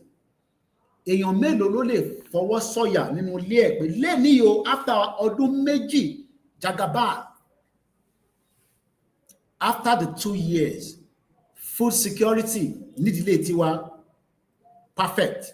Even if you are not a farmer, ẹni tó kàn lọ sọ́jà kókò ṣó o lè dé ọjà nísìn kò rí òróró, kò rí àlùbọ́sàrà, kò rí iṣu, ọ̀gẹ̀dẹ̀, àwọn nǹkan tó ń lọ sẹ́nu. Ìwọ ní láti ṣe farmer. I am not talking to farmers now. I am talking to the average layman. Ọmọ tó ẹni tó wà nínú Nàìjíríà. Mo jí láàárọ̀ nísìn, oníkíyàwó ẹ̀ sáré bẹ́ẹ̀ lọ sọ́jà, ó dẹ̀ rí nǹkan rà níbẹ̀. Ó cheap kò cheap, ìyẹn kọ́ là ń sọ. Ṣé in tí ó wù yín lẹ́mìí tẹ́ bá dé ọjà, ṣé ẹ̀ ń ríra ní quality? That is what they call food security. Ìlú tí ebi bá dẹ̀ ti pọ̀ nínú ẹ̀, expect crime to rise very fast. Poverty wà nínú UK, tó bá gbọ́ òyìn ń gbọ́ nísìn, poverty gidi wà nínú UK. But poverty tó wà nínú UK kò ń ṣe àtọwọ́dá, it is the individual. As long as you are on the database ní UK, ebi ò gbọ́dọ̀ pa ẹ́. In tó bá mú ebi pa ẹ́, a jẹ́ pé bóyá ìwọ ló kó rẹ sínú that situation tẹ́bi fi ń pa ẹ́. Because àwọn tó jẹ́ homeless people tẹ máa ń rí, ta máa ń ṣò lẹ́ẹ̀kọ̀ọ̀kan, ta bá ń ṣe fídíò tó máa sùn sójú títì, gbogbo wọn lọ ní bank card tó ń sanwó fún. Maybe you don't know. Púpọ̀ ni wọ́n kàn go through depression and many things that is not the reason why we're on the broadcast for, you know. But gbogbo wọn pátá lọ ní bank card tó ń sanwó sínú àkáǹtì wọn. Ìyẹn àkọ́kọ́. Àtúwá láwọn tó máa ń dáná lóríṣiríṣi tó máa gbé wá fún wọn. Wọ́n mọ̀ gbà tó máa gbóúnjẹ tútù wá torí weather. Wọ́n mọ̀ gbà tó máa gbóúnjẹ gbígbóná wá. I have gone there and witnessed it with my eyes. Ṣé bẹ́ẹ̀ náà ló rí ní Nàìjíríà? Ṣé wọ́n tẹ́bi ń pa nísìnyí? Ṣé ìjọba Tinubu ń fi owó sàkáǹtẹ̀? Torí a gbọ́ pé nígbà Buhari wọ́n lọ ń gbowó bá wọn ní north ni. Most of them náà wọ́n ní bank card. Wọ́n ní kó má worry pé owó tó máa fún wọn ó wà lórí tébù kankan báyìí, ó yá ọwọ́ ń dish out. Níjọ́ náà náà à ń béèrè pé àwọn tí South West ń kọ́, wọ́n náà wọ́n ní àwọn yẹn ní wọ́n náà àwọn family ní diaspora. So the food security, bá mi fi sínú comment section ẹ jọ̀ọ́. Báwo ló ṣe rí lọ́dọ̀ tí yín? Ṣé ó wà okay? Ending poverty. Don't come and argue that poverty cannot be ended. China was able to end poverty. Mo ní mo fẹ́ sọ nǹkan kan kí n tó tún gbàgbé, ká kọ mẹ́nu kúrò níbẹ̀ kíákíá torí bíyàn bá ń ṣe program lọ. Ẹni tí wọ́n fẹ́ san $1.5 billion fún, iṣẹ́ wo ni wọ́n fẹ́ san $1.5 billion fún, which comes to $250,000 every year. Only stock kìíní náà nínú, but cash wise ó gbọ́dọ̀ gba $100 million. Yes, ìwọ tó ń wò mí àtọmọdé àtàgbàlagbà, you can also be one of that person, but not in Nigeria, because Nigeria value that kind of system.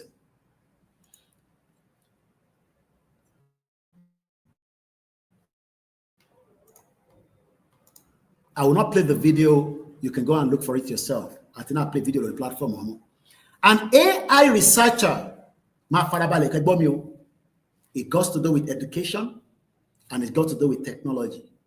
An AI researcher, and it only research AI, or refused $1.5 billion to mark the same Facebook to move your account at any tone of Facebook at some point. But we don't need Facebook, I won't follow money. Facebook offer any $1.5 billion. And you want to turn it down. Oh no, won't fail. Oh no, won't fail. $1.5 billion here. And my reason to say no won't fail.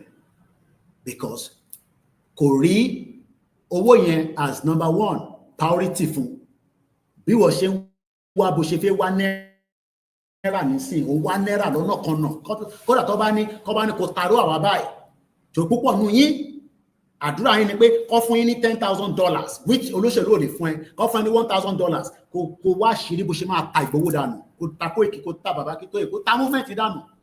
That is what some of you are all waiting for. Ẹ ti ganu sí bí bàbá tó fẹ́ dá plane dúró ìyẹn ti gba Guinness Book of Record. Olóṣèlú lè fún ẹ ní $10,000 tó bá expect ọmọ fún ẹ $10,000 nínú campaign tó ń bọ̀ yìí wọ́n lè fún ẹ. Wọ́n lè fún àwọn obìnrin o but àwọn èèyàn mọ tó máa fi ara wọn gbá. Bọ̀ṣọ́rí wọ ọkùnrin tó fẹ́ gba $10,000 lọ́wọ́ olóṣèlú nínú 2027 election tó kù díẹ̀ yìí ó lè rí gbà. Mo lè sọ wọ́n lè fún ẹ ní 100,000 naira. Wọ́n lè fún ẹ 200,000 naira. Tó bá fún ẹ ní 1 million naira, irọ́ ló pa fún rẹ. Èèyàn kan wá ọ̀fẹ́ ní $1.5 billion. Ó náà wọ́n fẹ́. Apple, iPhone, tó bá ṣàti gbọ́ Apple, ó ti mọ iPhone. Ó ṣẹ̀fẹ̀ invest $400 billion sínú America for the next 4 years. Mo wá ń wo life àwa ọmọ Yorùbá, àwa fi ń play game. I saw the TikTok, I saw the Instagram, I saw the Twitter space. And sọ̀rọ̀ the future of Yorùbá nísìn. Àwọn ìlànà à ń ṣe Yorùbá, àmàpọ̀ ní Yorùbá, kí ni ìyàtọ̀ àti ìwọ tó ṣe Yorùbá àtọmọ Odùduwà nínú Nàìjíríà, ìyà ń jẹ gbogbo wa. A ní ká tẹ̀ kọ́kọ́ pull out kúrò nínú nonsense and jagbajantis country tí British create. Òun náà fẹ́ yẹn. Òun náà fẹ́ 2027. No problem. 1.5 billion ni wọ́n offer. Ó ní kàkà kóhun gbowó yẹn research tóhun ṣì ń ṣe lórí AI yẹn ó máa ju $1.5 billion yẹn lọ within the next 4 years. Tílẹ̀ Yorùbá bá wà declare gbagba country wa tí gbogbo everybody support àgbà 4 years from now kò likely pé ó máa tẹ̀ sí pé ó fẹ́ wá visa ìlú kan lọ anywhere in the world. Àwa tá wà níta gan ti sú wa. Mo ní diaspora tí wọ́n lọ bọ́gù fóònù wọn ní Badagry. Adúpẹ́ pé wọ́n ti rí ojú olè yẹn àti posted. Pé kọ́kọ́ fi help economy Nigeria, economy Southwest. Wọ́n wá dá ọṣì phone shop. Kò tí ì pé 6 months, kò tí ì pé 3 months, wọ́n dẹ̀ ti lọ bọ́gùlẹ̀ olè. Wọ́n ti lọ bust ibẹ̀. Even pẹ̀lú small technology tó ṣe síbẹ̀, kò ní government support. Wọ́n ṣe solar, wọ́n gbé CCTV ẹ̀ because tó ń gbé labroad mọ̀ yàtọ̀ pé in tó ń bá máa ṣe nílé ó gbọ́dọ̀ wà advance. Wọ́n fi CCTV síbẹ̀ nígbà tó lè yẹn wọlé ó capture pé lóòótọ́ CCTV ó ti wọ́n á ti lọ sí shop yẹn rí eventually a rí ojú ẹ̀ díẹ̀ kó tó disconnect wáyà yẹn. Kí ló fi connect CCTV? Wọ́n lo solar panel. Yes lóòótọ́ wọ́n ti mú lánàá àbí láàárọ̀ ìlọ́sẹ̀ fún mi ní update. But tó bá jẹ́ pé government tó ń ṣiṣẹ́ wà right? Tó bá kò sílùú tí wọ́n kì í jalè o security àwọn kan máa ní ẹ ṣùgbọ́n jalè ní UK. No. Ìyẹn kọ́ ni mò ń sọ kò síbi tó ti ń jalè. But à ń sọ̀rọ̀ how we can use technology to make our life easy. Ìwọ ń sọ̀rọ̀ politics. Inú politics kọ́ ló ti ń rí owó àti sọ fún yín many times. Kò ń ṣe inú politics ẹ̀ bá ti gbẹ̀gìrì tẹ́ ń ṣe nínú Nàìjíríà. Politics tí kò develop life fún yín tí Tinubu sọ pé 8-point agenda máa ṣiṣẹ́. Òun lórí yẹn. An AI researcher refuses 1.5 billion job offer. Tí bá sọ fún wọn nísìn pé iṣẹ́ kan wà ní UK o àbí America, wọ́n máa san mo kíyà tó bí mi lọ́mọ ẹ káàbọ̀ mà àkọọ́lá Jímọ̀ ẹni aṣọ́pọ̀lọpọ̀ láyé. Tí bá sọ fún ọmọ Yorùbá pé mo ní job offer fún ẹ ní UK o $10,000, gbogbo àdúrà ló máa ṣe. Wọ́n wá offer yàn kan ní $1.5 billion. Ó ní wọn fẹ́ because ó mọ̀ pé ìyẹn la ṣe ń sọ fún yín pé kò ń àwọn ní we are the largest kí lẹ máa ń pè we have no human talent yìí òun ni owó ìtàn pè ní owó òun ló wà lórí ìtàn pè ní human talent. Ọlọ́run fún àwọn ọmọ Odùduwà ó fún wa ní gbogbo ta need òun ló wà lórí wa yìí. Àwa forí yẹn a fi ń ru ẹrù a fi ń ru Nàìjíríà. À ń fi orí wa fi lọ ń ru Nàìjíríà tó ní progression tí kò ní anything tó fẹ́ offer wa than pain on a daily basis. Ẹ̀wọ̀n awẹ́ tó máa jágbe ní bíbá àti náà kò sí ẹ̀mọ́ ní bíbá. A máa ṣètò bó bá wọn ẹ̀kọ́ gbọ́ bó bá wọn ẹ̀kọ́ má gbọ́ ìyà máa jẹ gbogbo wa ni. Ó kàn máa yàtọ̀ ní stage by stage ni because that country is as useless as tissue paper. Mo wo gbogbo mọ́tò pátá tó wà ní mọ́tò park mo access gbogbo mọ́tò yẹn wọ́n gbọ́dọ̀ fún ní pass mark. Àwọn mọ́tò yẹn ló wá ń gbé yín mo wo gbogbo ẹ̀ àti kabúkabú àti kẹ̀kẹ́ márúwá kẹ̀kẹ́ náà pẹ́lú mo wá rí pé yes lóòótọ́ ìyà ti mú gbogbo wa inú ìyà la wà. Bàbá Akíntóyè wá ń sọ pé ká kúrò nínú ìyà yìí ti pọ̀ jù ẹ pariwo síta Koiki ẹ jẹ́ ká gba Yorùbá country àfẹ́ Yorùbá country. Mo wá wọnú kẹ̀kẹ́ márúwá kan mo wá wo gbogbo access gbogbo mọ́tò mo ní pélé bó ṣe ń lọ nísìn tó bá kọ̀ ṣe gbáká nísìn àmọ́ bí i break one but because somebody like us like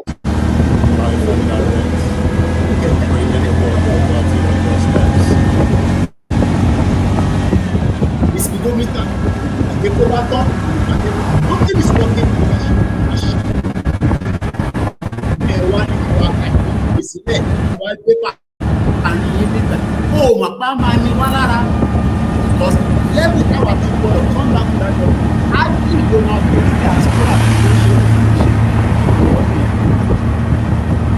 á kí most of them investigative journalist wants to experience exactly what you're experiencing. Madewa sọ fún mi pé no. This is what we have done for the last many years I've been coming to Nigeria.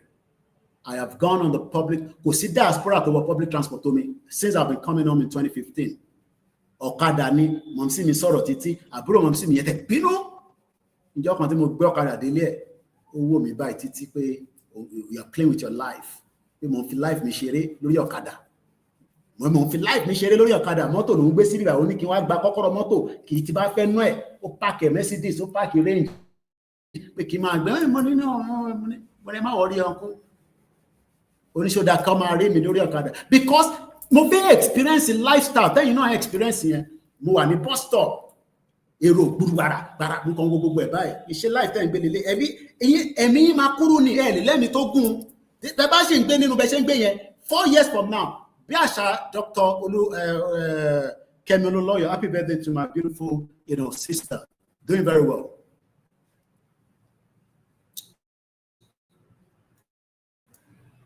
Ó post kankan ní àárọ̀ ẹ̀ and let me read it out for you quickly. You can see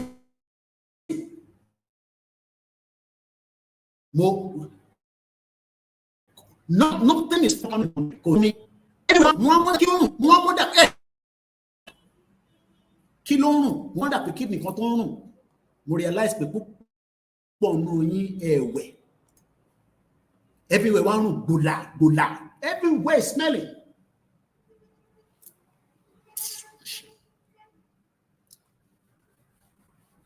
I just pity why we refuse to accept the truth.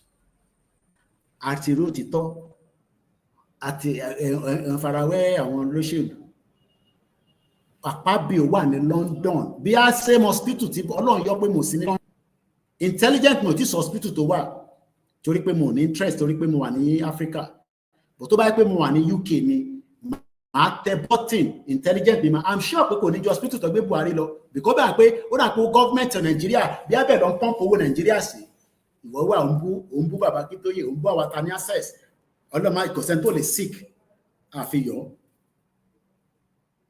bí kankan bá ṣe mí nísìn tí bá ṣe lè struggle di London tẹ́lọ̀ bá ní wọ́n sì lè treat me but nínú Nàìjíríà tó jẹ́ pé tó o bá fi deposit èèyàn kan fi $15,000 deposit sílẹ̀ àmọ́rú surgery tó fẹ́ ṣe fún ó ní òun tún lọ máa wá $15,000 tó kù kó tó kó $15,000 ìdè kó fi pé ẹ̀mí ti bọ́lá rẹ̀ ìlú yẹn ni wọ́n máa ń bẹ̀ mí sọ pé ó máa work torí pé àwọn kan sọ fún ẹ pé máa sọ fún Ọlọ́run stupid it's not stupid.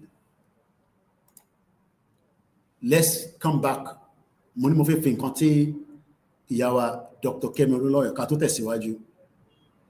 Please share the program and invite others to do so.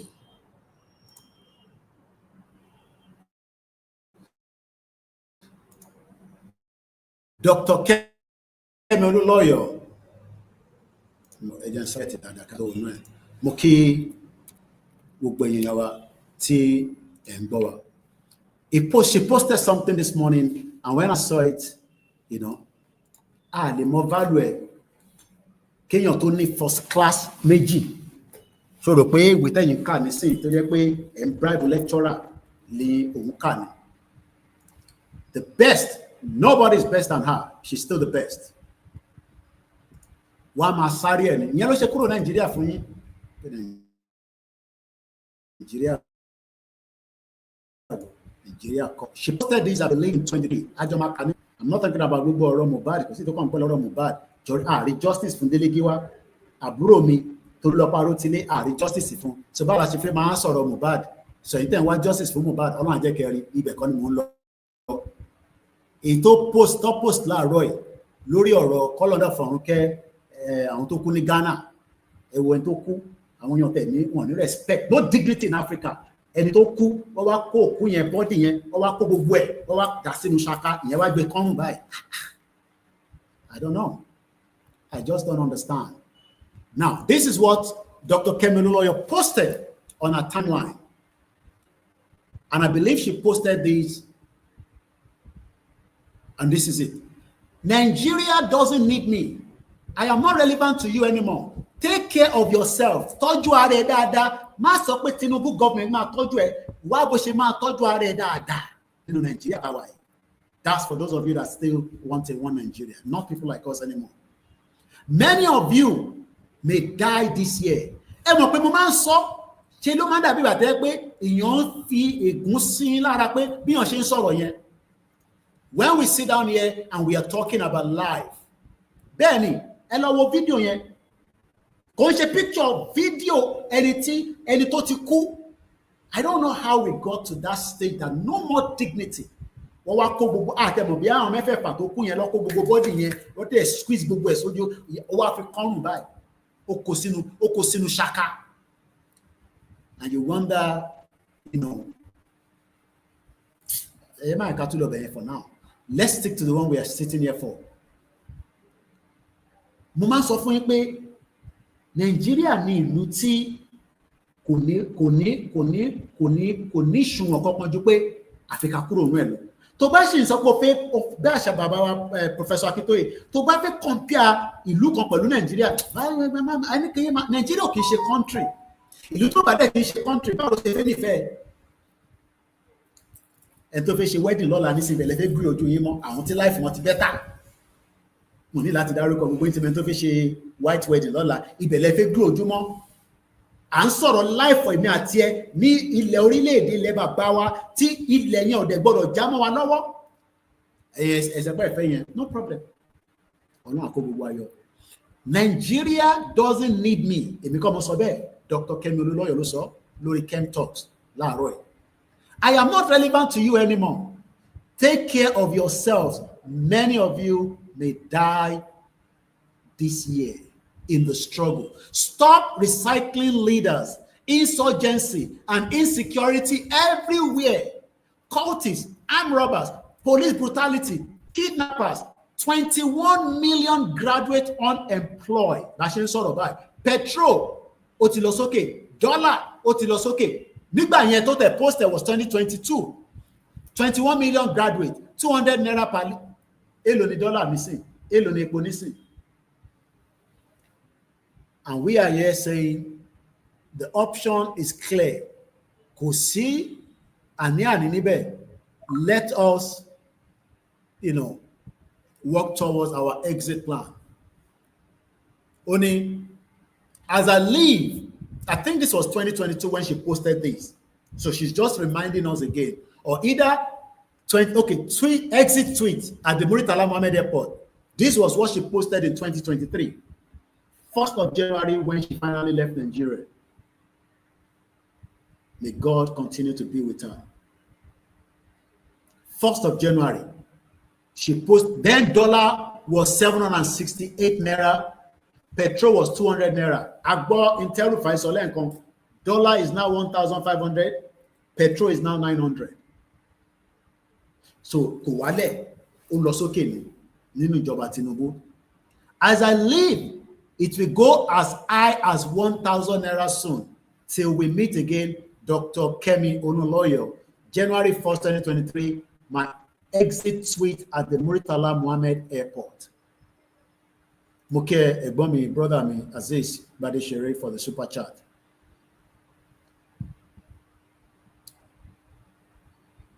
Told you in about 2 hours, I will put a stop on it so that Kale can will go to Darapomowa. Before that complete itself, let me quickly push us to the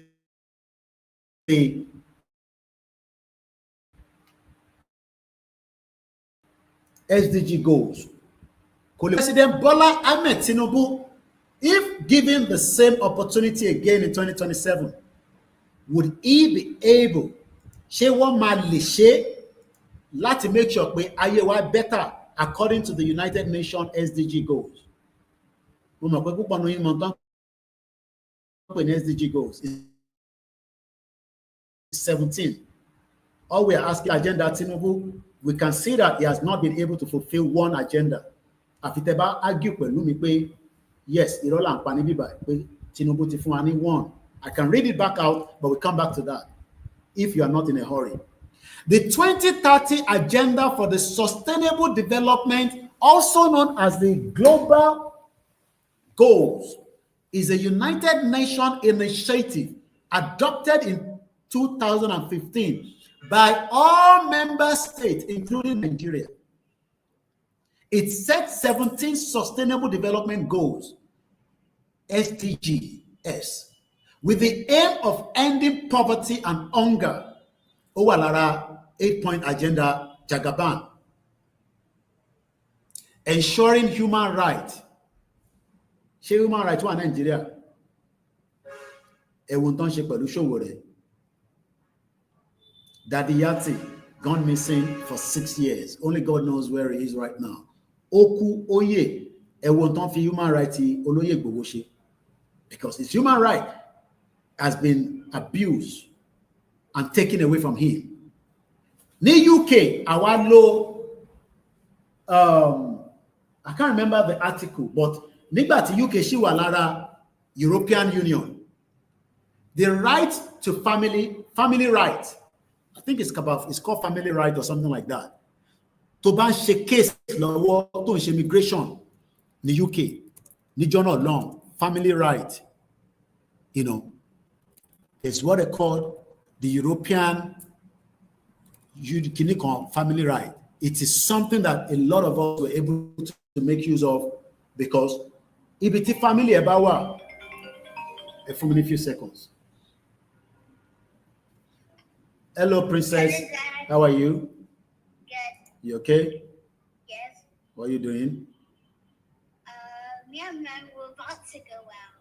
Where are you going? We're going to enter your town. Okay, all right. I'm on the show right now. Can I call you back? Okay. You need money? Okay. All right. I'll send something little to Miriam. Or to your sister, rather. Okay, I'm in the program right now. Okay. I love you all. Bye. Thank you. You're welcome. Bye. Family is more important. Family right. So, níjọ́ náà lọ́hùn, ọ̀pọ̀lọpọ̀ wa la lo this family right. So right now today in Nigeria, that is a member of the United Nations has not given us the human right.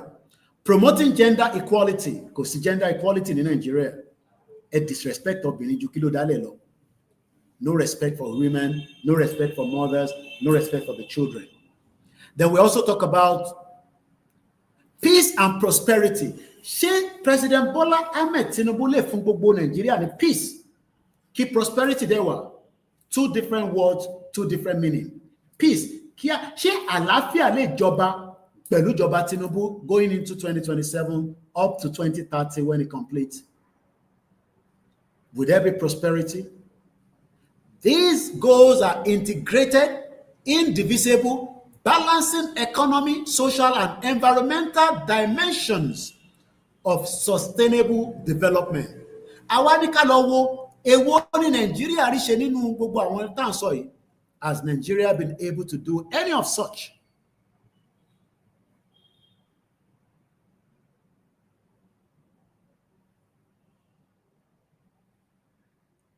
Talele. You come here, you just post all this garbage here. If you're interested in free consultation, blah, blah, blah, lórí life that one ṣe, àbí? Not sure. In terms of me by in your coin, àbí? See how people come on the platform and post nonsense and jabajantes. Don't taja. Ara wọn tó ń fọ́ wọn náà iná nìyẹn. Ẹ wá gba visa, ẹ ní spiritual cleansing. Àwọn criminals, àwọn yẹn ti invade gbogbo ilẹ̀ Yoruba. But at the end of the day, tẹ̀rọ pé nǹkan gidi ló kọ síta, àmọ́ kó jágbajàgba ló kọ. Mo kí gbogbo ẹ̀yin tẹ̀ ń darapọ̀ mọ́ wa.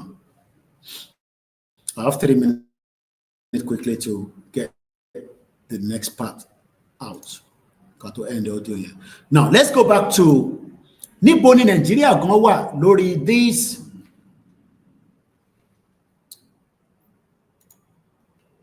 United Nations SDG goals. Apá abo gangan ni Nigeria wà. What is Nigeria doing? Kí ni 8 years? Òun kọ́ jayé ń tiẹ̀ pẹ̀lú àwọn Fúlàní clan ẹ̀. Ṣé Tinubu náà jẹ́ káwa náà jayé gẹ́gẹ́ bí ọmọ Yorùbá in his government? Ṣá lè fọwọ́ sọ̀yà pé à ń jayé o, à ń jayé ọlọ́ba nínú ìjọba Tinubu yìí pẹ̀lú 8-point agenda tiwọn. But ká tẹ̀ wá jó 8-point agenda sílẹ̀. Níbo gan ni Nigeria ń lọ nípa SDG goals? Where are we? I was able to look at some of the headlines in the last couple of days. The first one, tó jáde, is coming from the Nation newspaper. Nigeria risk missing the 2030 SDG target. Experts raise alarm. So ó show pé Nigeria ò lè débi kankan pẹ̀lú SDG goals, even if Tinubu returns back in 2027 as the president of the fake union called Nigeria. Nigeria risk missing the 2030 SDG target. Experts raise alarm. Let's read further. Stakeholders at the one-day Democratic Stakeholders Dialogue in Kaduna have raised the alarm that Nigeria is far off track. The only thing tí mo lè fi ṣàpèjúwe ni pé train tó ń lọ nísìn tó náà ń lọ ó gbéra láti ìbò ló ti máa ń gbéra lÉkòó ó wá náà ó ń lọ Màdúgùrí. Track tó dẹ̀ wà lórí ẹ̀ track tó ń lọ sí Kwara State ni òun lọ̀rọ̀ Nigeria lórí SDG goals. Far off the track. Kò tẹ̀ sí lórí ẹ mọ̀ pé tí nǹkan bá tẹ̀ wà lórí track a lè máa perfect ẹ̀ pé kí track yẹn kó tẹ̀ máa da ká máa tún ṣe kí train yẹn ṣì máa lọ. Nigeria ò sí lórí track rárá. Ta ló ń parọ́ fúnra wọn? Ṣé bàbá Akíntóyè tó sọ pé ká gbalẹ̀ Yorùbá ká dá dúró, kílẹ̀ Oòduà dá dúró, ká yọra kí la need 200 million fún tó wà off the track àti pé ká padà síbi tí ó máa wà right on the track. Ẹni ẹ̀fẹ́ yẹn nítorí pé ẹ̀ ń fi sentiment pé oyè yìí. Stakeholders and the one-day democratic stakeholders dialogue in Kaduna have raised the alarm that Nigeria is far off track in achieving the 2030 Sustainable Development Goals, the SDG, warning that without urgent intervention, the country risks missing key development and democratic benchmark. What more do you want to hear from that? Wọ́n ní àti kúrò ní off the track. Wọ́n ní àti kúrò ní off the track. Mo kí sísá mi torí mo ń record lọ́wọ́ ni màá kí dáadáa. Mo fi dárúkọ torí audio tí mo ṣe. Nigeria is off the track. But àwọn ọmọ Yorùbá, àwọn ọmọ Oòduà, àwọn dúró pé Jagaban, àwa parí tenure ní 2031, God forbid, from my own side. Kò fún wa ní 8-point agenda. SDG goals rẹ̀ kò rí ṣe. Torí pé àwọn experts sọ pé a ti wà off the track because the SDG goals started when Buhari was there. Buhari tẹ̀lé 8 years kò tẹ̀ sí tó kàn pẹ̀lú SDG goals. Buhari gbé track ó ń gbé lọ sí Niger, whereas Tinubu ò tẹ̀ tí gbé train track wá sísàlẹ̀ sí southwest pé wọ́n tẹ̀ bẹ̀rẹ̀ sí ní develop gbogbo bẹ̀.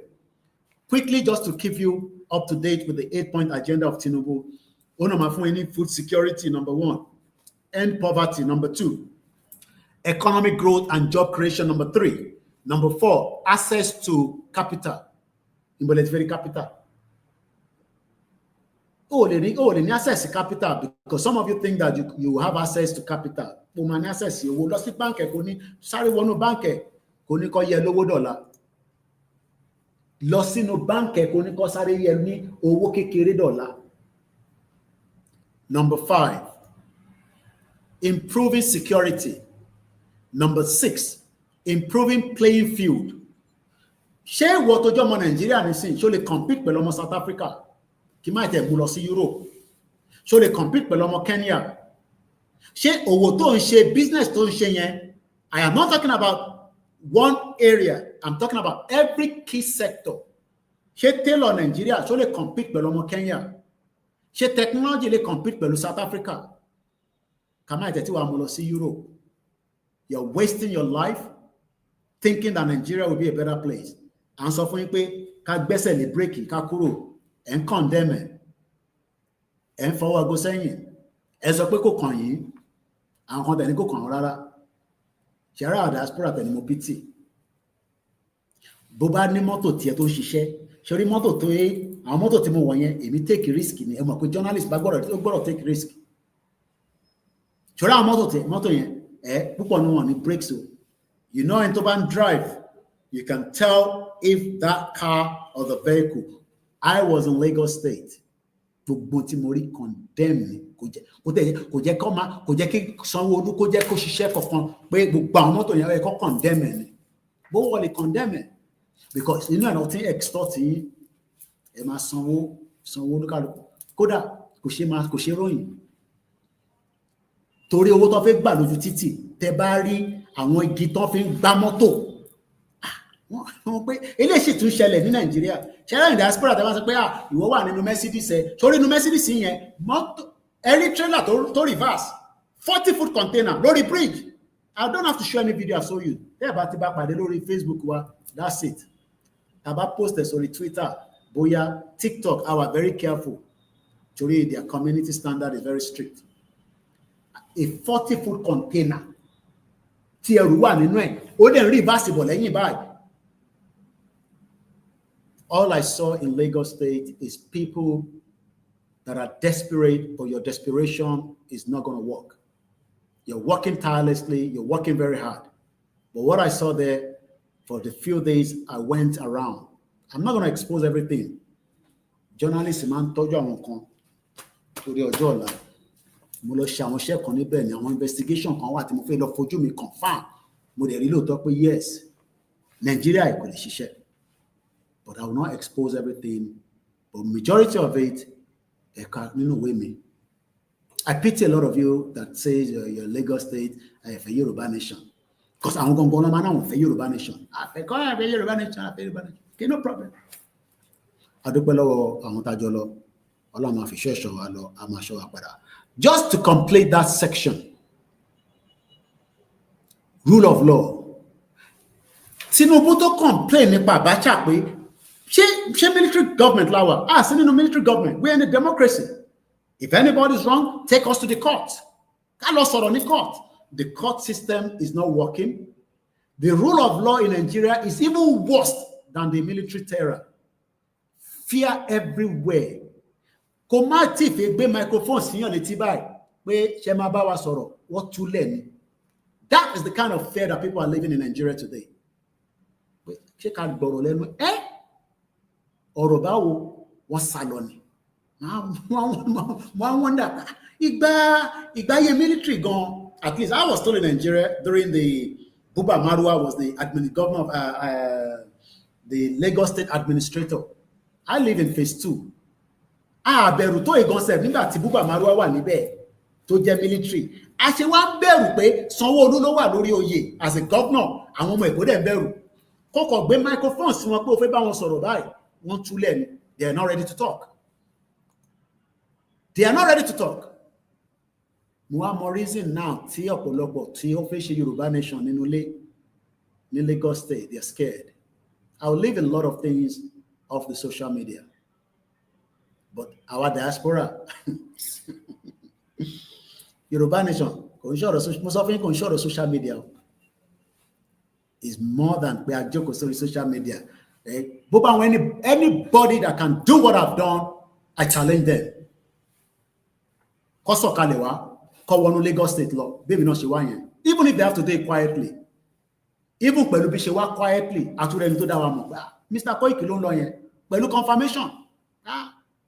Mr. Koiki nìyẹn. Àdúpẹ́ fọlọ́run nígbà tá a dẹ̀ jalè tá a pààyàn. But ṣé rule of law wà nínú Nàìjíríà? Ṣé àwọn ìyá lọ́jà wọ́n ti fẹ̀mí wọn sí another level.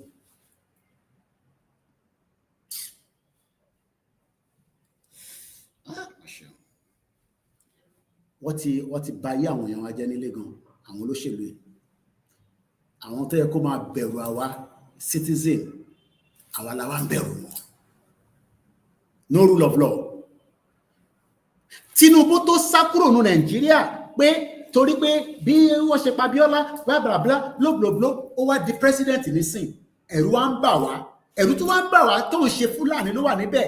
Ẹ̀rù ṣe lè máa bà wá pé Tinubu ló wà níbẹ̀. Why should I be scared? Ṣebí Buhari gan ló yẹ ká máa bẹ̀rù pé Buhari ọmọ Fúlàní ni. Many Yoruba people are scared. Diaspora. Àwọn tó wà ń lé wọ́n ti fi ẹ̀rù burúkú sí wọn lára. And I now understand why taba ní Yoruba nation.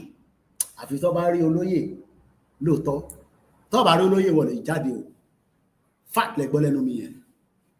Most people àwọn tó jẹ́ èèyàn ńlá wọ́n ní Mr. Koiki àwọn fẹ́ràn tẹ́ ń ṣe yìí but tẹ́ bá ti gbọ́ but yẹn ẹ ti mọ̀ pé Tinubu ti dẹ́rù bá anybody, Sanwó-Olú ti dẹ́rù bá anybody. Wọ́n wá ń lo àwọn èèyàn, àwọn ará wa náà ló ń lò intimidation tó wà nínú Lagos State òun ló lọ lọ́nkàn yẹn. Intimidation kan ṣe kékeré o, àní dáńfọ́ tí mo wà nínú ẹ̀ kò tẹ respect pé ó kù díẹ̀ kò bá fi gbá ọmọ yẹn lójú látara kí ló fẹ́ gbà, èlò ló fẹ́ gbà lórí títì, gbogbo tó fẹ́ gbà bí mo tẹ̀ ń wọ́ndà pé èlò ló fẹ́ gbà kò bá hinge àwọn ọmọ yẹn nígbà tó ń ná. Ṣé bí gbogbo ilẹ̀ máa ń rí, ṣe bẹ́ẹ̀ náà wọ́n ń tẹ́ wà ń lé àbí mo parọ́? Ṣé mo parọ́? You witness this every day. They want to expect the diaspora kawa come to the level of that nonsense. They expect kawa kati gbé ní advanced country tí mo máa wọ boss tí boss ò ní yá mi láṣọ mo wọ down for me báyìí mo ní ṣe lè la fẹ́ wọ̀ mo ló yẹ ká wò eléyìí máa yaṣọ ká tó débi tá ń lọ. Let me not give you everything in one go. A ti pọ̀jù fẹ́yìn diaspora. Ṣẹ̀dá àwọn tó wà nílé àwọn ti understand game yẹn but ẹ̀yin diaspora a ti pọ̀jù fún yín, but I will give you bit by bit. So This is where the audio will end. About Olayomi Koiki, Lágbára Elédùmarè, Yoruba nation, no retreat, no going back. Self-determination is an inalienable right. Koikimedia, bringing the world closer to your doorstep. So that is our first 2 hours audio. Now, Kesare Kẹ́yìn yan wa tí ẹ ti wà ní orí live show pẹ̀lú mi kó tó di pé a máa continue the broadcast. Yes, I have the privilege. Only kankan tí mo fẹ́ investigate. Ó gbé mi lọ sí Èkó. And I was there for a couple of days and some other areas that I'm not going to mention. And what I saw is that our people are living in fear. Báwo ló ṣe fi conquer fear yẹn? Àwọn kan sọ fún mi ọ̀nà tó máa fi conquer. It's not everything we will put on the social media. But all I can say is that àwọn tó fẹ́ Tinubu gan sọ pé àwọn fẹ́ kí Yoruba nation kó wá, and that is where I was a little bit jiggling my head like that. The border is different from when Buhari was there. I can confirm that from many sources and organic and authentic. Kò mí pé border gbogbo àwọn tó ń ṣe checkpoint wọ̀ sí níbẹ̀, ìyẹn kọ́ ni mo ń sọ. But border ti yàtọ̀ sí nígbà tí Buhari wà níbẹ̀. The border now might not be open to everybody. But àwọn tó mọ̀ nípa border yẹn nígbà tí Buhari wà lórí oyè, wọ́n ròyìn fún mi débi pé wọ́n ní bàbá Koiki, wọ́n ní nísìn láwọn ṣe mọ̀ pé ọmọ Yorùbá wà níbẹ̀. Mo ní fair enough, ìyẹn náà dà. But in tí wọ́n agree pẹ̀lú mi last ni pé lótìtọ́ lódodo gbogbo tá à ń béèrè fún right náà ni.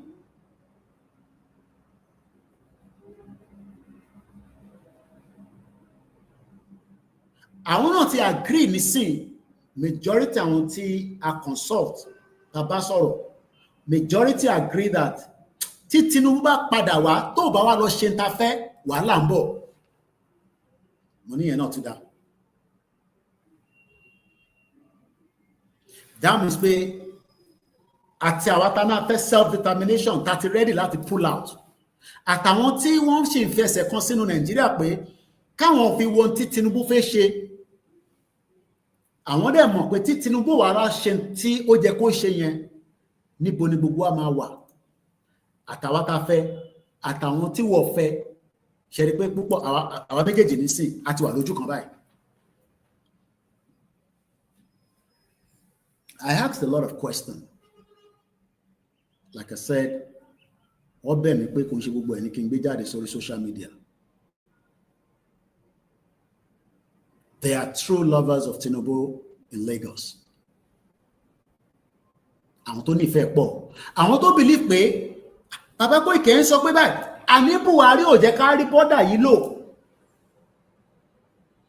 Pé nísìn tí Tinubu wà níbẹ̀ làwọn ṣe mọ̀ pé yes, border yìí o, even though the border is not fully open to Yoruba people as compared to the north, even as of today, because àwọn tó ń kó wọlé láti north tó ń wọlé Hausa.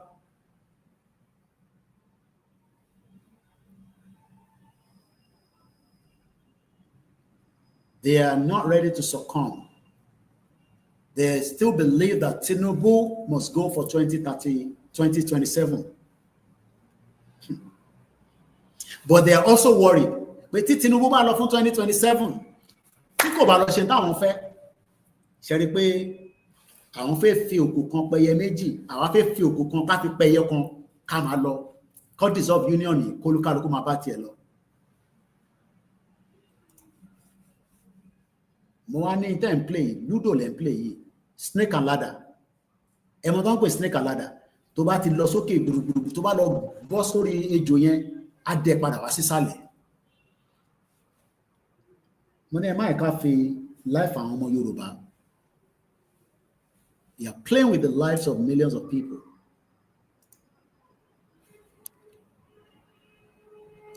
But pé àkàn ọ̀gbọ́ Yorùbá nation yẹn wọ́n gbọ́. but they're very scared. Ìbẹ̀rù tí mo bá ní ilé, I've never seen the kind of fear as I met it. Not that we are kí mọ̀ pé àwọn èèyàn ń bẹ̀rù, but I thought the percentage of it from the perspective pé ó wà, but mo wá ṣe rí pé the fear is quite a lot. So mo wá realize pé àwọn tó máa ń bú wa yẹn náà kò yẹ kí wọ́n fẹ́ Yorùbá nation, but they are ìyẹn lọ bẹ́ẹ̀. Then àwọn tó náà ti gba country of the diaspora, you're wasting your time thinking in that direction. Sí àwọn tó jọ bẹ́ẹ̀. I'll leave the rest for now. Ẹ̀yin tẹ́ wà ní Ghana, ẹ máa retí wa láìpẹ́ lágbára Ọlọ́run. The moment a bá ti rí fund kékeré láti tún fi move.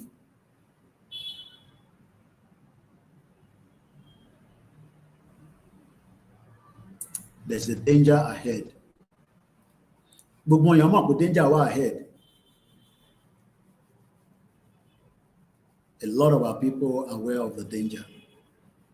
Ìyẹn la ṣe ń sọ pé a total outright, òun ni the best of the best fún wa nísìn.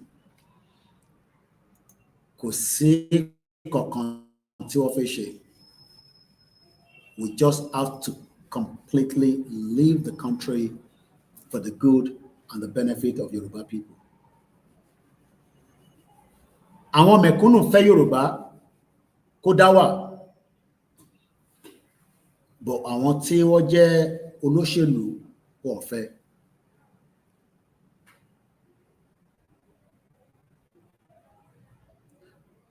I felt a lot of concern for our people back home. I felt a lot of concern. The struggling is too much for them. The struggling is too much. But we have tried our best to tell them the truth. But some of them are very adamant, while some are worried and scared. If anybody think that gbogbo àwọn elite wa máa tẹ̀lé wa fún Yorùbá nation tá gbé dání, gbogbo wọn pátá bó ṣe fẹ́ jẹ lára government yìí ló ń wá, and the future government.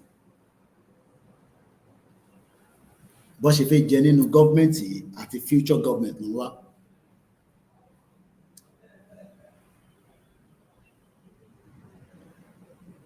Wọ́n wonder pé ṣé Abacha gan burú tó yìí than ìjọba Tinubu yìí.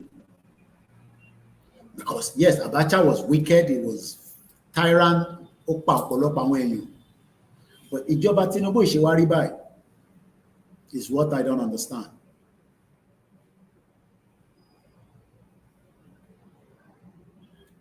I don't think it's democracy that is being practiced in Nigeria right now. I don't think so. I don't think so. All right. We have just about 30 minutes, 3 hours to the dot. Moki, our team, like I said, they're currently traveled to Osun Osogbo, where they'll do the little they can do from there.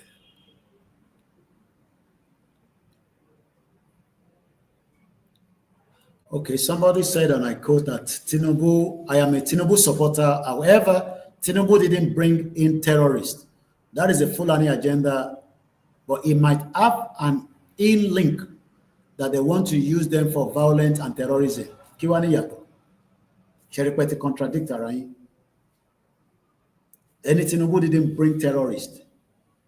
It was a Fulani agenda. But if that lo bought here, ẹ ti pa gbogbo ẹ̀ pátápátá. Àwọn wo ni ó wà affected nísìn? Àwọn wo ni wọ́n wà affected pẹ̀lú ọ̀rọ̀ terrorism tó ń bẹ̀rẹ̀ nínú southwest? Ṣé à ń gain pé terrorists wà lórí ilẹ̀ wa àbá ń lose? So if Tinubu is not the one that brought them, but like you said, it might have in-link. I don't know what you mean by in-link, that they want to use them for violence and terrorism. ta ni ó ń jìyẹ lénìí? Ṣé àwọn èèyàn wa ló ń jìyẹ àbí Tinubu? So some of us have to be very careful. We talk with fact and intelligence. Tinubu is aware of the agenda of the invasion of the terrorists. Very soon you will hear it from El Rufai saying it himself, because they will fight dirty before the end of this year. A lot of exposition will still come out. Moki, sister mi Ojishe, I cite you. Moki gbogbo èèyàn wa tẹ́tí darapọ̀. Let me quickly appreciate you. Kó tó di pa màmá lọ díẹ̀ mo kẹ́yìn tẹ́ darapọ̀ mọ́ lórí Instagram àti lórí TikTok àtẹ̀tẹ̀ máa tún wò. Moki Baba Aziz Shakiru. Moki the Koikimedia team. Aziz Badeshere Moki, Mr. Dewale Abdulwasiu. Akojo Meta Moki everybody. Excuse me. Daniel Oyede Moki, thank you so much. Mori gbogbo commenting náà lórí TikTok. Ẹ ṣé gan-an kú àdúrótì. Moki Baba Olalekan. Aziz Badeshere says, and I quote, "The Professor Akintoye, I say good morning to you, sir, the leader of the movement, and so shall it be for now." Moki Mr. Omotosho Paul Olakunle namesake. Ọlọ́run á dá bàbá sí fún wa, àmín. I believe when we were doing the prayer for Professor earlier. Moki Anitewa lórí Twitter space. Moki brother mi Ìmọ́lẹ̀ gbogbo Asia. You're doing very well on Twitter. I wish we have many people that are also doing the same. Moki gbogbo àwọn Yoruba tí wọ́n darapọ̀ mọ́ Plan B, Gbenga, Yoruba Freedom, Mr. Lawale. I will release the phone line I don't want to stay more than 3 hours because of a lot of other engagement that I have. But Tabarin took off a that's it briefly, but exactly 3 hours on the dot, we will bring the program to an end because we still have a lot of work that I'm doing. Moki Mr. Olalekan Lenkonsi, Moki Wayne Grammar, Tewa in Europe. You have not heard from me because I've been extremely busy with family, matters, and also part of it, the movement as well. Moki Mr. Solomon Paul. But I've been posting, I've been doing very well on all our social media handles. Moki Mr. Adetola Sheyi, Moki Ntewani, France, Germany, Moki Baba Prophet wa Lotun Losin, Moki Gbogbo àwọn oníṣẹ̀ṣe tí à ń ṣọdún Ọ̀ṣun Òṣogbo, Moki Gbogbo wa pátápátá láyọ̀ ẹnìkankan sílẹ̀. Moki Mr. Samuel.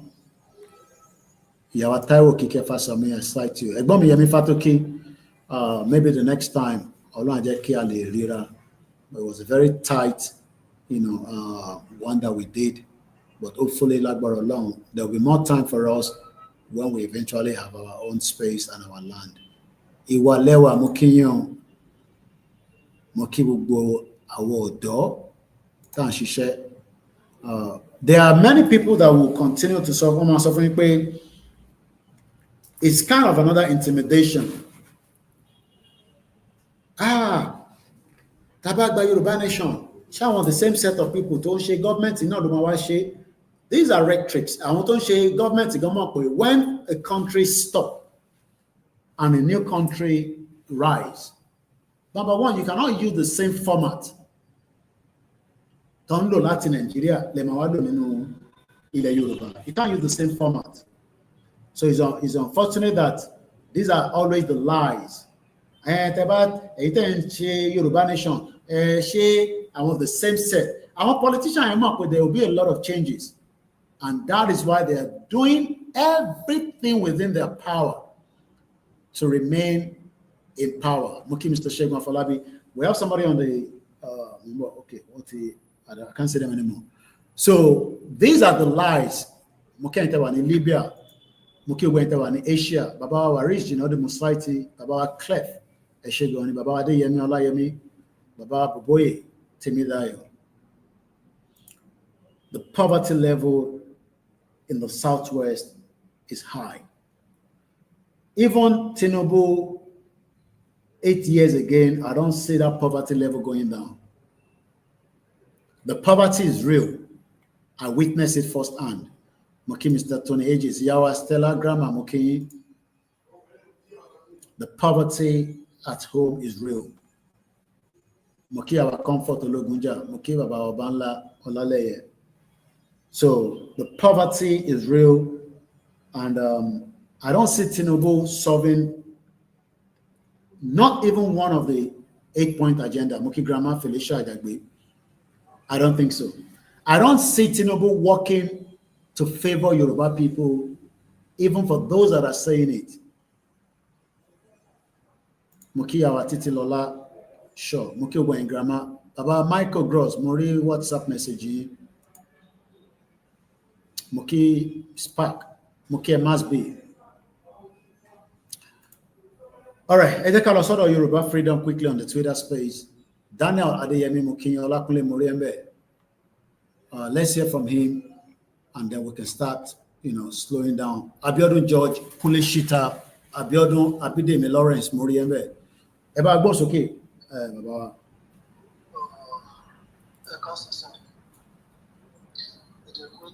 Ètò ni ẹ. Ohun tí mo kàn fẹ́ sọ ni pé wọ́n ní ìtàwé méjì pẹ̀lú àwọn tó jẹ́ àwọn àgbà ọdẹ wa táwọn wà nílé. Wọ́n fẹ́ ràn wọ́n. Wọ́n tó yẹ kí n wo ni pé mo rí tán fún ẹ ní headline tó kọ Sunday Igboho síbẹ̀. Agunmu nìyẹn, Agunmu ni Sunday Igboho. Mo wá dúró ibi tí mo ti gbọ́dọ̀ ti sọ̀rọ̀ Chief Sunday the head of holistic. Mo wá gbé ọkùnrin kankan sọ jẹ́rí gbogbo ẹ̀yin tẹ́ jẹ́ àgbà ọ̀dẹ̀ tẹ́ jẹ́ àgbà ẹ wà lẹ̀ Yorùbá ẹ jọ tó tọ́ náà má bẹ̀yìn. Tẹ́ ẹ bá ti dá sí báyìí ìyẹn òun ìpè gbogbo ẹ̀ ní dá sí. Ó lè má ẹ̀ tí kàn. Ẹ lè ní òkú ju àrà lọ́kẹ́ ní òkú ju ẹni tí lọ. Ẹ má kàn dé fún ìbánisọ̀ nítorí tó náà. Ohun tí olóyè gbé dání, ìlú ẹ̀ ló gbé dání. Ilé ẹ̀ ló ń dà fún. Ẹ̀yin tó yẹ ká ẹ sọ́pọ̀tì ẹ̀ tẹ́ ẹ sọ́pọ̀tì ẹ má tún jáde síta kí wọ́n tó kọ́ dẹ́gbà. Ẹ jákèjì bá mi tó bá lẹ́nu tó béèrè lọ́wọ́ nìkan ẹlẹ́ẹ̀fẹ́ sọ̀rọ̀ síbẹ̀. Tẹ́ ẹ bá ti dé sọ́pọ̀tì ẹ̀ tó ẹni tó fún ní àbá ti lọ. Torí ìmọ̀ràn tẹ́ bẹ́ẹ̀ fún ìmọ̀ràn tá a máa tún fi lé tí ẹ máa tún máa fi lóde tó ti ara yín. Ó tẹ́ bá bá fún àgbẹ̀dá ilé láti kò lágbà ọ̀gá ìtẹ́lẹ̀ láti kò ní gbogbo ẹ̀yìn àgbà lẹ́nu nílà káyì. Tẹ́ bá ti kó ọ̀pọ̀ bá lè ṣe ẹ máa tẹ̀tí àárín. Tí ò bá ti tọ́ kẹ́ ẹ dá sí ẹ má dá sí. Kí wọ́n tà ń sọ yìí tó bá dójú ẹ̀ náà gbogbo náà lè máa dá sí. Àmọ́ ẹ má wàá gbéra yín sórí afẹ́fẹ́ kí ẹ máa sọ̀rọ̀ tí ò yẹ kẹ́ ẹ sọ̀rọ̀ ẹjọ́ tó lọ. Àwọn tó wà nínú àwọn náà mọ̀ gbọ́dọ̀ lójú wọn náà rí. Ìyá ọtí tó yà tí ẹ bá tó yà wọ́n ní máa jáde. Mr. Koiki, gbogbo ẹ̀rù kẹ́rù tó bá ń bà wọ́n tó bá wà lára wọn ìyá ọtí tó yà. Lórí Buhari ṣe tiẹ̀, ìyá wa ń gbélé lórí ìyá. Ìyá ń jẹ lórí ìyá. Ẹ tó fẹ́ lọ di gbèké. Ìyá kò sẹ́yìn tó máa sọ fún wọ́n ẹjọ́ èyí tó jẹ́ àbàgbà ọdẹ ní gbogbo ẹjọ́ tó tó náà. Tó bá lẹ́nu tó bá béèrè lọ́wọ́ inú ìsìn Sunday Igboho. Àwa náà mọ̀ pé àwọn nìkan náà máa ṣe. Àmọ́ ẹ̀ bá ti lè sọ́pọ́tì kan, ẹ má jáde síta. Nígbà tó yẹ kó ṣe lè. Ìjọba tó bá jẹ́ ìjọba gidi ni ẹ̀sìn gbogbo wa ká jáde síta ká máa sọ pé bóyá à ń jà. Ìjọba tí ò bá ṣe sìnkú ẹ̀ aráàlú náà máa dìde sí. Táyà tó bá wá dìde lẹ́yìn tó wá yẹ kẹ́ wá sọ̀pọ̀tì tẹ̀ wá tó wá sọ̀pọ̀tì tẹ̀ wá tó wá fẹ́ máa fi ọ̀rọ̀ tí ò ṣe kẹ́ tó wá wá dùnú rárá. Àwọn kọ́ náà máa reply sí àwa tá a tó yín náà máa reply sí. Ẹjọ́ ẹ fọwọ́ sí tọ́wọ́ gbé ẹ bá lò ó kẹ ní gbogbo ẹ kẹ mọ kí ni tẹ bá ti lè jáde kẹ sọ pé support humanity àbí kan tẹlẹ fi support movement ilé yìí ètò àbọ̀wọ̀ àtẹ̀tọ̀ ẹ̀kẹ́ dá sí ètò àgbọ̀wọ̀ alẹ́ tó ẹgbẹ́ dásí ọmọ tí ṣe Sunday kò sílẹ̀ ẹ̀ bá ti sọpọ́tì ẹjọ́ ètò àgbọ̀wọ̀ alẹ́ gbogbo ilẹ̀ ìbánìyàn ẹ̀kọ́ wa ẹjọ́ ẹ bá wa ṣètò táàbù máa ṣe wọlé ilẹ̀ ìbá ara kan jàgbára náà òtítọ́ náà ká ẹjẹ́ àti táàbù pé yẹ sọpọ́tì wá ní tẹ bá kóra ẹjọ́ fún àwọn tó ṣẹṣẹ fún wa náà ẹ̀yìn náà kóra ẹjọ́ kẹ wá wò ìjọba tó bá wá jà yín tó àwọn tó fún àwọn agalama tó wá sọpọ́tì ní àwọn aláma jáde fún yín lórí ara ìjàgbára náà ní ètò ààbò náà látún jà fún. ẹ ṣé mo kí bàbá wa Yorùbá Freedom mo kí gbogbo èyí tí ẹ darapọ̀ mọ́ wa ní ọ̀sán yìí kó tó di pé a bá tẹ̀síwájú àgbà kọ́ọ̀lù ẹyọ kan bíi méjì ká tó máa tẹ̀síwájú torí like I said there is a lot of work that needs to be done. Ní kíákíá ẹ bá gbóhùn sókè alàgbà tó ń pè wá go straight to the point torí àsìkò. Ẹ̀ka sọ̀sọ̀ ẹ̀ka sùn. Àwọn ni aṣẹ́dùnmọ́. Adẹ́dìlẹ̀ ìlérí. Agbára gbẹ̀kẹ́ni tó bá sọ pé ká má délẹ̀ ìlérí. Àfi wọ́n ṣe àtẹ̀gùn ní. Agbára Ọlọ́run. Òkè yín Mr. Koiki ẹ̀kú iṣẹ́ takuntakun. Ọkùnrin takuntakun ní ọmọ Yorùbá rere ní ọmọ Yorùbá ló ṣe gbọ́kànlé. Òní ẹ̀jẹ̀ bá mi kí bàbá Sunday òwe bá mi kí wọ́n pé wọ́n kú lẹ̀ Yorùbá. Ọlọ́run á jẹ́ Yorùbá. Ọlọ́run á lọ́wọ́ sí i. Ọlọ́run á jẹ́ ká ṣe àṣeyẹ. Lágbára Ọlọ́run. Ọ̀tẹ̀ àwọn owó ló ti ń sọ kọ́tọ̀kọ̀ tán. Àwọn ló sọ kọ́tọ̀kọ̀ tán lórí àwọn tí àwọn Yorùbá náà nìyẹn àbí àwọn Fúlàní tó kàn sọ kọ́tọ̀ àti bàbá mi Sunday Igboho bí wọ́n ṣe ń jà sọ́tún wọ́n ṣe ń jà sí pé inú ilẹ̀ Yorùbá kó dára àwọn máa ń sọ kọ́tọ̀kọ̀ tán. Wọ́n máa sọ jágajàga lẹ́nu wọ́n náà wọ́n lọ́pọ̀lọpọ̀ tó wọ́n bá lábúrọ̀dù wọ́n ti rẹ̀ ní wọn tọ́ gbọ́dọ̀ ìyá orúkọ ẹ̀ ìyá Abíọ́lá ní orúkọ ẹ̀ ìyá burúkú yìí ìyá kúrú bíbélì sí tọ́kùnrin àwọn ọ̀dọ́ tọ́ra wọn jẹ lórí platform ọ̀dọ́ wọn tọ́ra wọn jẹ tó jẹ́ pé ẹ̀mọ̀kàn wò pé kí làwọn lè sọ wọ́n sọ fún wọn pé wọ́n pé pété kan stop rubbish tó ń sọ wọ́n stop gbogbo ìran tó ń ṣe tí wọ́n tí wọ́n yóò báyìí ká máa bọ̀ wọn tí wọ́n lè pa ilé ìjẹ́bí òun ni bàbá Olayomi Koiki tó wá sí ilẹ̀ Nàìjíríà wọ́n wà nílẹ̀ Yorùbá báyìí lọ́wọ́lọ́wọ́ báyìí wọ́n ṣe ń lọ sékìtì náà lọ sọ́ṣùn wọ́n ṣe ń lọ sọ́ṣùn náà lọ sóńdù wọ́n ṣe ń lọ sóńdù náà lọ sékòó wọ́n lọ sí Lagos State wọ́n ṣe káàkiri gbogbo ilẹ̀ Yorùbá náà tọ́ra ok kí ló ṣe ìyá ẹ̀rámẹ́lẹ́kì ìyá burúkú yìí kí ló dé tó wà sílẹ̀ Nàìjíríà kí ló tó wà tó máa bí dá bẹ́ẹ̀ kó máa bọ̀ lẹ́kọ̀ọ́ kó máa bọ̀ lẹ́kìtì kó máa bọ̀ Ìbàdàn kó tiẹ̀ rìn káàkiri bí bàbá mi Sunday Igboho bó ṣe rìn káàkiri lọ́ ṣe ń tọ́ra kódà gan bí àwọn Fúlàní ṣe burú kọ bàbá mi lẹ́rù ń bà wọ́n náà sádánù bọ̀ kí ló dé tí ìyá burúkú kí ló dé tí ò wá sí Nàìjíríà àtàwọn tó ń ṣẹnu yànkanyànká tó jẹ́ pé àkótá bá sọ̀rọ̀ gan ayágan ò lè dá wọn lò tó bá sọ̀rọ̀ gan kódà ọmọ kéékèèké kí wọ́n lè dá wọn lò bọ̀ tí bàbá mi bá sọ pé ó yá ẹ̀sán dé ní ìlú Èkó yẹ bàbá mi Sunday Igboho kódà gan millions 2 million 5 million wọ́n máa pàdé bàbá mi nílùú Èkó ṣé ìyá ilé control ta ló mọ̀ wọ́n rí ṣé ọmọ Yorùbá ni wọ́n ní sẹ́lẹ̀ ìdíkù náà lè wá ní Nàìjíríà lọ́ba wọn Nàìjíríà àwọn èèyàn máa sanwó lóko pa ni gbogbo wọn tó kóra àwọn ìjọ sórí platform yẹn tó jẹ́ pé wọ́n kà sọ kọ́tọ̀kọ́tọ̀ wọ́n kà sọ rádaràdà wọ́n sọ rádaràdà lẹ́nu ṣé kan rẹ̀ òun wọn ni ṣé èèyàn méjì ṣé ọ̀gá méjì wà ní bábà àbọ̀gá méjì kò wà lábàánà Ọlọ́run ti gbé sí bàbá wa Sunday Igboho Ọlọ́run ti gbé olórí yẹn fún wọn Ọlọ́run ti gbé olórí yẹn fún wọn ẹ ká sọ́pọ̀tì wọn ẹ ká sọ́pọ̀tì àtìfẹ́dé bí tá à ń lọ àtìfẹ́dé bí tí à ń lọ àti débẹ̀ ẹ wo Tuare ní Burkina Faso ẹ wo nǹkan tó ṣe gbogbo àwọn kọ́ńtì bíi márùn-ún tó jẹ́ pé wọ́n ti gba ìjọba níbẹ̀ tí ó wá sọ pé àwọn from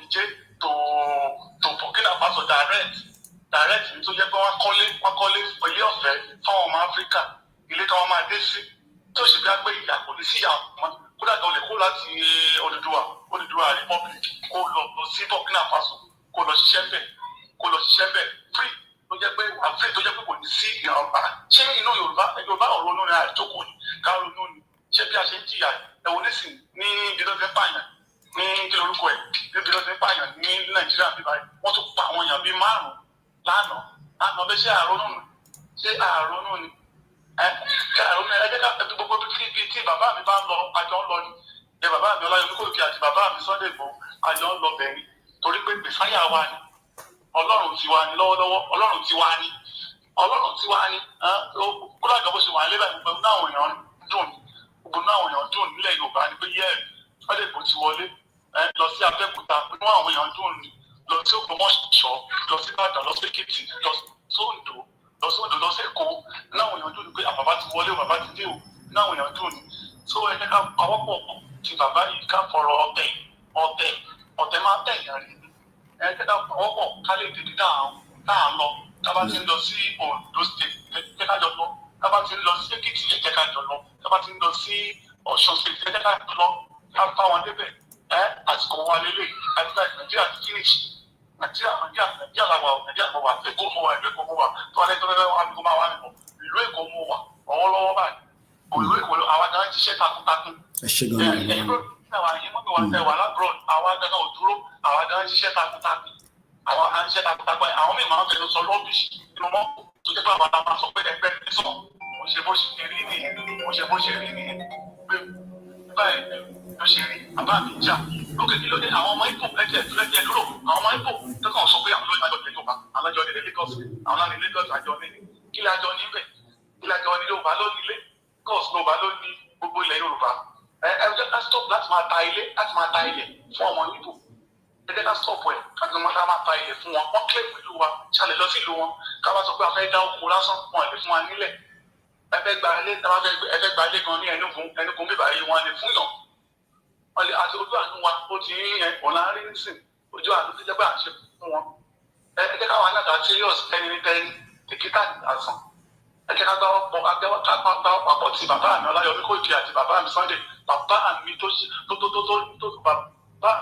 bàbá mi tí ò kẹrẹ bàbá mi láti Èkìtì ẹ bàbá mi professor mi dáadáa àwọn professor mi yẹ kó ṣiṣẹ́ takuntakun tó pé bàbá wa bàbá tó bàbá ṣe ni wọ́n ẹ jẹ́ ká gbá tí wọ́n lẹ́ka gbálẹ́kù tí wọ́n wọ́n fẹ́ jẹ́ kójú tí wọ́n àwọn alájà lórí wa kí bàbá fẹ́ ṣe gómìnà Yorùbá ni àbọ̀ fẹ́ ṣe president àbá àgbà Yorùbá ni àbí bàbá mi náà fẹ́ ṣe bàbá tó jẹ́ bàbá mi Sunday Igboho kò sí kan tó fẹ́ ṣe àbọ̀tà àwọn kan fẹ́ gbà wà lọ́wọ́ ìyànjẹ ẹ̀jẹ̀ táwọn Haúsá táwọn Ìgbò wọ́n yàn wá jẹ àbí tí àwọn Fúlàní tó yàn wá jẹ tó yẹ pé àwọn ẹ̀lọ́ oko mọ́ tẹ́lẹ̀ tí máa lọ oko nílùú òkè tí máa lọ sóbì lókè kó máa kó oúnjẹ wálé máa ń kó oúnjẹ wá sẹ́kọ̀ọ́ ni báyìí tí máa lọ nísìnyí ò lè kó oúnjẹ wálé mọ́ torí pé àwọn èèyàn sákò lórí oko àwọn fábà wa wọ́n ti sákò àwọn bàbá wa ti sákò wọn lè dá oko mọ́ bíbí pa àwọn èèyàn ẹ̀fọ́ lásán vegetable lásán 500 naira 700 naira can you imagine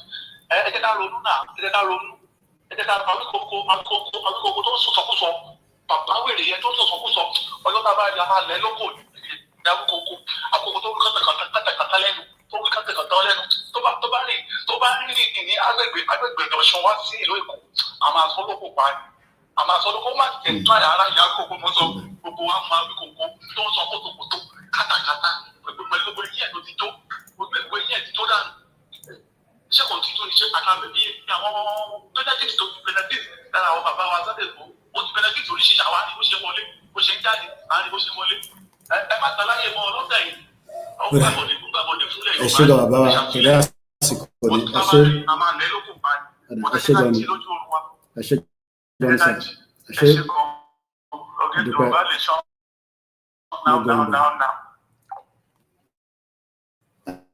mo dúpẹ́ lọ́wọ́ bàbá wa ọ̀gá wa Ìgbòho ṣá àwọn ni wọ́n ṣe pè mí tán wọ́n á jẹ́ kí àjọríṣẹ́ náà kájọríṣẹ́ délẹ̀ pátápátá mo kí bàbá wa olóyè Ìgbòho tásìkò bá tó àfún ẹni mọ́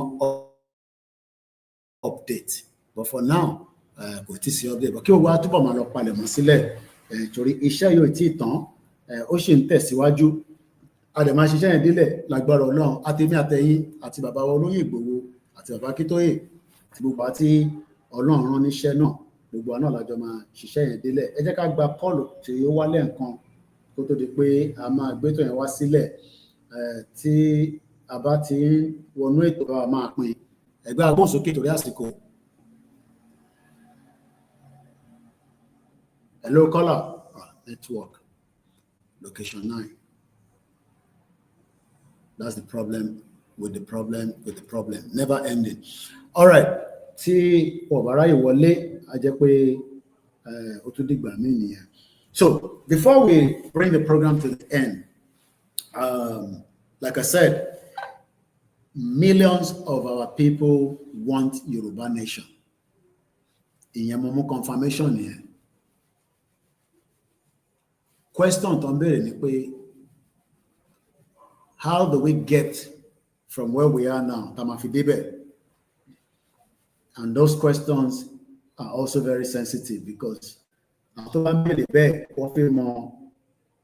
other part that can be revealed to the politicians. Oh, yeah, but I should have network to bring you again. Eba sorrow straight to the network you that.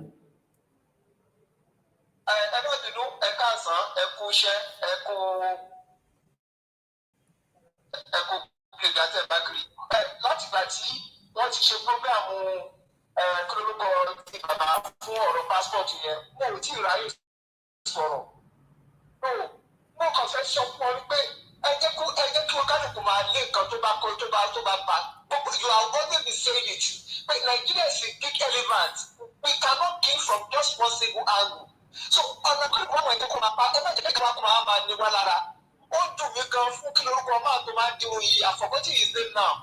Ó dùn mí fún gan bó ṣe àtàkì bàbá níjọ́ yẹn mi ò dẹ̀ tí ì ráyè sọ̀rọ̀ ẹjọ́ ẹ bá bẹ̀ wọ́n nítorí Ọlọ́run kó fi wá lọ́rùn sílẹ̀ àti bàbá Hùsẹ́nì ni o àti Yorùbá Gbòde ni o kó nítorí Ọlọ́run kó fi wá lọ́rùn sílẹ̀ kó máa ṣe tiwọn kó jẹ́ kára máa ṣe tiwa gbogbo àná ìkankan náà lájọ ń lé ẹjọ́ ẹ bá bẹ̀ wọ́n ẹjọ́ tó Ọlọ́run.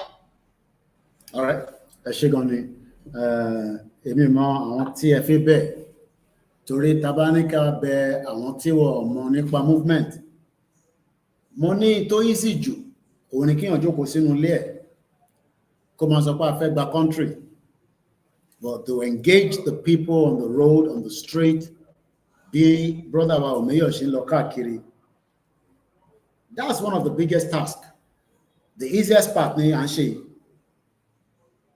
but a bá ń sọ pé a fẹ́ kúrò nínú Nàìjíríà kò ń ṣe àfàmájókòó sórí mo sọ pé kò ń sórí social media àmọ́ dẹ̀ dúpẹ́ pé gbogbo àwọn tí a engage nígbà tá lọ sékòó àtàwọn ibi tá lọ they also said the same thing but à ń gbìyànjú gan lórí social media but the grassroots momentum must be held very tight so mo kí gbogbo àwọn tó ń bẹ ní homeland the big task táwọn èèyàn béèrè ni pé how soon and how quick àwọn tẹ́yìn sọ yìí we don't want to reference to them anymore because we have already moved away from their own kind of conversation púpọ̀ nínú wọn lè wá sí Nàìjíríà débi pọ́tẹ̀ máa wá sí the nearest African country so tó bá jókòó sórí social media tó ń sọ pé ìtòlóyè ń ṣe ìtì Koiki ń ṣe in táwọn world media àtàwọn so many people tó wà honest nínú orin àjò yìí they can come home òun lolóyè pè mí nísìn is working on a daily basis ìyẹn mo ṣe láti excuse ara mi lórí broadcast and I said I'll call him back so it's a big task he has a lot of heavy load on him Ọlọ́run adẹ́jẹ́ kó rọrùn fún bàbá olóyè Ìgbòho so ẹ lè agree pẹ̀lú àwọn tó disagree pẹ̀lú yín they're not going to align with you they're not going to agree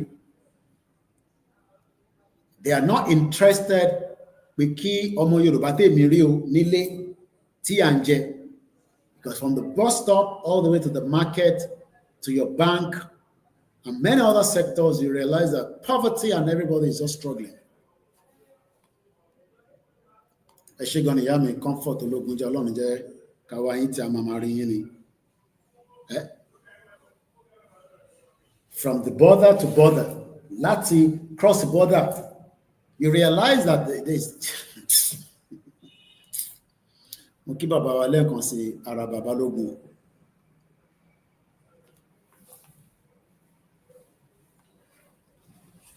So àdúrà ni kẹ́ máa ṣe fáwa. Àdúrà ni kẹ́ máa ṣe fáwa. Àwa tá wà ní forefront. I'm not talking about forefront on social media. I'm talking about the forefront. Ẹ máa fàdúrà ràn wá lọ́wọ́. Àwọn ọmọ la kó jáde nísìn tó lọ sí Ọ̀ṣun Òṣogbo. Àwa náà wà ní homeland for many days, working quietly. Majority of our people don't want 2023. Àwọn olóṣèlú ló fẹ́ 2023. Ọ̀pọ̀lọpọ̀ ọmọ Yorùbá as of today ní day 59 of the Yoruba Nation rally. Àti expose a lot of the lies of the politicians. Akpabio wà ní London báyìí, ó ń gba treatment. Kí ló ń forí ṣe? Ṣé àwa tó kù náà? So internet nísìn ni pé àwọn tó wà against it, kọ́ mọ́kàn dáadáa, kọ́ mọ́kàn dúró. Àwọn ọmọ ní mọ́tò fẹ́ Yorùbá nation, ìyẹn tún kọ́. It's not about Olóyè Ìgbòho, it's about they are tired of the system tó ń operate lọ́wọ́lọ́wọ́ nínú Nàìjíríà ní South West. They are tired of that system. They are no longer interested in that system. Met set out plans ahead of busy weekend of protest. On email tí mo receive lọ́dọ̀ ọlọ́pàá nísìn. Protest wà ní London lọ́la. Kò sẹ́ni tó náyàn. Democracy. Àyàwádẹ̀ ń já. Ẹ ṣé gan ni fún super chat. Yàwá comfort ológunjà. Ẹ̀dẹ̀kọ́ ànáwọ́ sí ní gbogbo ìgbà. We love you, we appreciate you, man. Báwa ṣe bá wà nínú democracy. Tẹ́rù àmàbàyàn. Tó bá rófin, yes, go to the court. Tọ́lọ́pàá bá múyàn. Ó ní iye days tó gbọ́dọ̀ wà nínú prison cell kó tó mú ẹ lọ sí court. Ó ṣe pọ́kọ̀ máa abandon àwọn èèyàn. We might not agree with Sowore, but ṣé bó ṣe mú yẹn ló dá nísìn? If they can treat Sowore like that, they will treat any one of you like that. This is the system. Tá à ń sọ pé even Tinubu failed to work with that system that he's talking about. Agenda number 7, Bola Tinubu nínú 8-point agenda. Ó sọ̀rọ̀ nípa rule of law. Ṣé rule of law wà ní Nàìjíríà lẹ́ni? Then tí kò bá sí rule of law ní the first tenure Bola Tinubu, the president, Jagaban, ṣé second tenure ni a máa rí rule of law? I don't know. I'm asking the question. Mo ń béèrè lọ́wọ́ ẹ̀yin ọ̀jọ̀gbọ́n, ṣé the first tenure Jagaban 8-point agenda òun la lò? My trip to the homeland is a different program on its own. But 8-point Jagaban tí ó sọ fún wa pé òun máa mú wá fún gbogbo ọmọ Nàìjíríà àtàwọn ọmọ Yorùbá. You might not like our ways of presenting the Yoruba nation to you, but the fact remains is that the only option on the table nísìn ò rí kó dissolve Nigeria. You see, I'm going to restructure. Anybody waiting for restructure is a waste of time. Ebi mi kọ́ ni mo kọ́, Tinubu ló kọ́ pẹ̀lú àwọn tó jọ gbéra wọn wá pé àwọn máa ṣe Nàìjíríà 8-point agenda. Ẹ fún mi ní ẹyọ kan nínú 8-point agenda yìí. Tó bá tẹ̀ jẹ́ pé ẹyọ kan ni Tinubu bá wá dí pẹ̀lú. Kàtẹ̀wá sọ pé òkè á dí pẹ̀lú méjì ní second tenure. But even in the first tenure, kò rẹ́yọ kan kò lè defend ẹyọ kan báyìí nínú 8-point agenda yìí. These are 419 career politicians. I want to life with our, I would need to know. I wouldn't. Is he going to be here forever? If I am minister to Jabolo helicopter, I want to plan my coup. Even whatever they, I mean, in any case, with always, journalists, how can the minister for defense and the minister for science and technology? These are two key sectors in the country. Let's just accept, okay, Amuwa Olorun ni ó wá bẹ́ẹ̀. Ibari Osibajo almost died as well in an helicopter crash. We saw it. Helicopter to crash to pa àwọn mẹ́fà. The same thing happened to Osibajo. Ọlọ́run kọ́ yọ pé kò kú ni. Tinubu ń lo helicopter to bá travel lọ sí àwọn remote area. So why are they thinking that pé life wọn yìí àwọn làwọn ní life àwọn? Àwa máa bẹ̀rù wọn. A ṣe lè bá bẹ̀rù Tinubu. We can't be scared of him. We can't. Èyí lè máa bẹ̀rù ẹ̀, àwọn ò lè bẹ̀rù ẹ̀ níbi táwa dé nísìn. Ẹ̀mí kan iná ni. So tẹ́yìn bá ń bẹ̀rù yẹn, ìtorí pé ẹ̀yin ò tí mọ̀ pé ẹ̀mí kan ni gbogbo wa jọ ń lò. A ní ilẹ̀ Yorùbá, ó ní issue. Kí ni issue tó wà ń bẹ̀? The influx of people tí mo rí nínú Lagos State tó ń ṣọmọ Yorùbá, you start asking yourself that, ṣé a lè gbé pẹ̀lú àwọn people for the next 10 years nínú Nàìjíríà? À ń sọ̀rọ̀ kí Yorùbá dá dúró, ẹlòmíín sọ àmúlùmálà ká lọ restructure, tàbá restructure àṣìwà wà nínú Nàìjíríà. Báwo ni ẹ ṣe fẹ́ make sense? Kò lè make sense.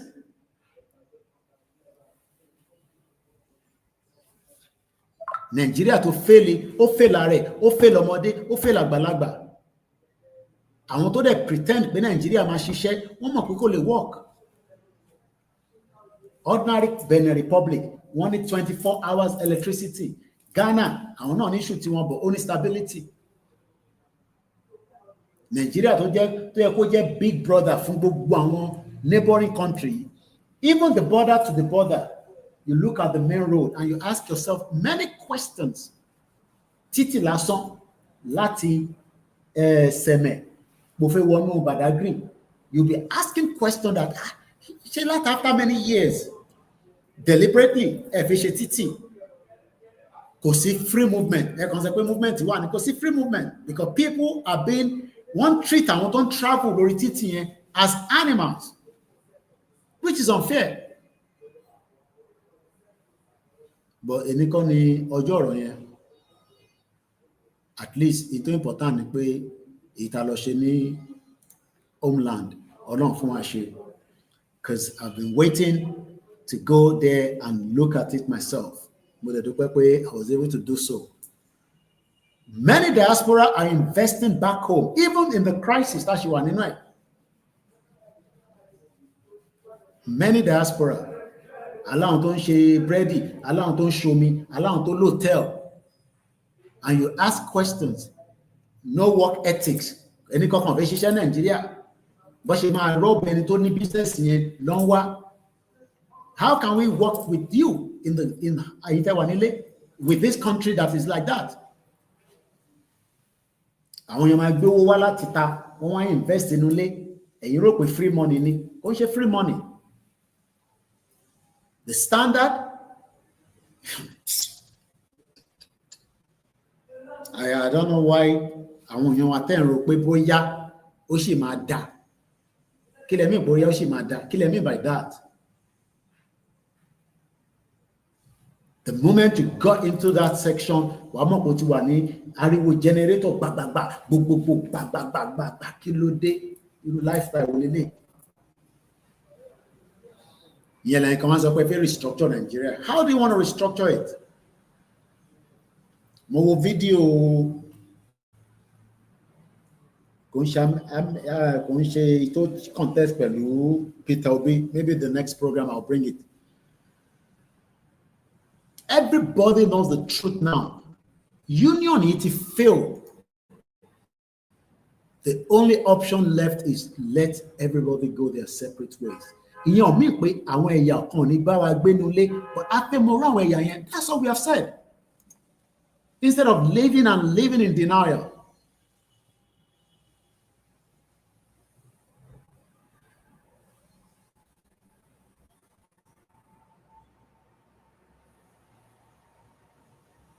The basic things of life have been removed from our people. Ẹ̀rọ ọmọ tó ń cross yẹn nísìn. Tàbá béèrè age ọmọ tó cross lẹ́yìn mi yẹn nísìn nínú fídíò tẹ́ ń wò ní background yẹn. Ó lè má ju 10 years old lọ. Ṣáwọn ọmọ tí ní America, ní Canada, ṣé ó lè máa kiri ní 2020? Ṣó tẹ̀lé kí Lagos State accept kíyàn kan ṣe máa kiri? kó gbé kan sórí kó máa kiri ní 2025 Lagos State ní 2025 káwọn èèyàn ṣì máa kiri lórí train. And I'm not talking about elderly people, I'm talking about very, very, I'm a KKK. You ask, how old are you? I'm 8 years old. How old are you? 10 years old. On kiri káàkiri. Táwa bá tẹ̀ ṣe nígbà táwa ṣe fáwọn tó ṣe èmi ò kiri káàkiri o. Ṣó yẹ kí a ṣì máa jẹ́ káwọn èèyàn kiri lórílẹ̀-èdè wa? Tí foreigner bá tẹ̀ ń kiri, ṣó jẹ́ káwọn ọmọ ìlú máa kiri? Ṣó jẹ́ káwọn ọmọ ìlú àwa tá jẹ́ indigene, whether you are from any other Yoruba land, ò ń gbé ní Lagos State, ṣó jẹ́ ká máa kiri? Ṣó jẹ́ káwọn èèyàn máa kiri? Mo wo gbogbo structure, gbogbo shops, and àwọn tí operate gbogbo businesses wọn, you realize that people are just living, as, I don't know. It's terrible. Very hardworking, but kò yọ.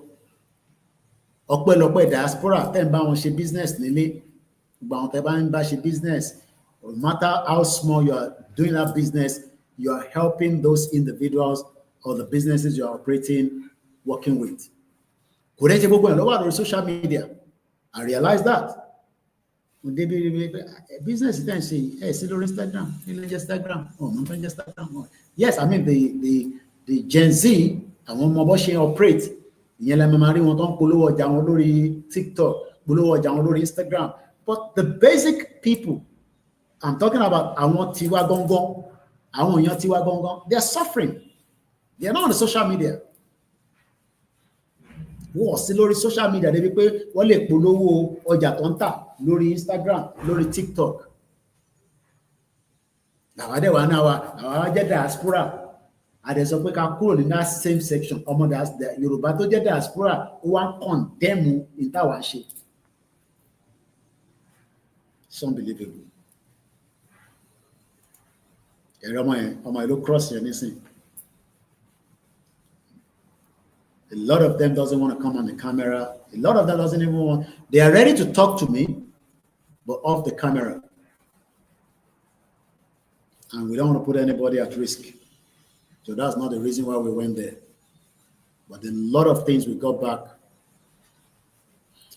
Ẹ̀ka púpọ̀ náà nínú ìwé mi lágbára Ọlọ́run lọ́jọ́ iwájú.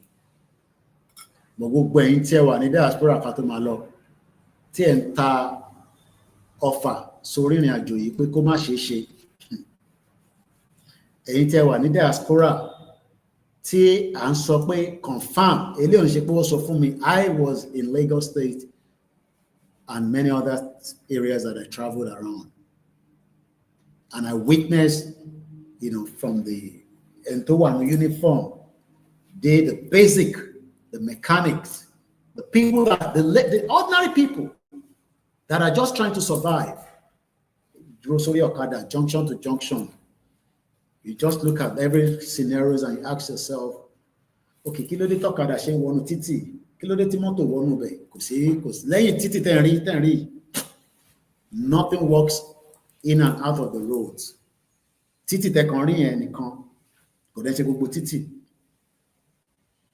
Ìbá wà àdúgbò kan, kò sí functioning road. Débi kó máa ní functioning, it's not, everything is not planned.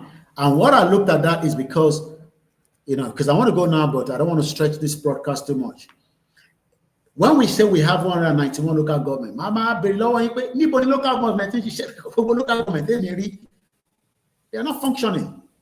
They are not there for the people. All these local governments are not there for the people. And local government, the backbone between you. I looked at the schools, dilapidated. You can, even without going inside, from outside, you can tell that I won't mention the names of schools. You can tell that all the schools are dilapidated. That's why the private schools are flourishing. In your melo now, you only lost the private school. In your melo now, that's just the first task. we'll leave it until the next task. But gbogbo videos and everything, we will keep them for record purpose.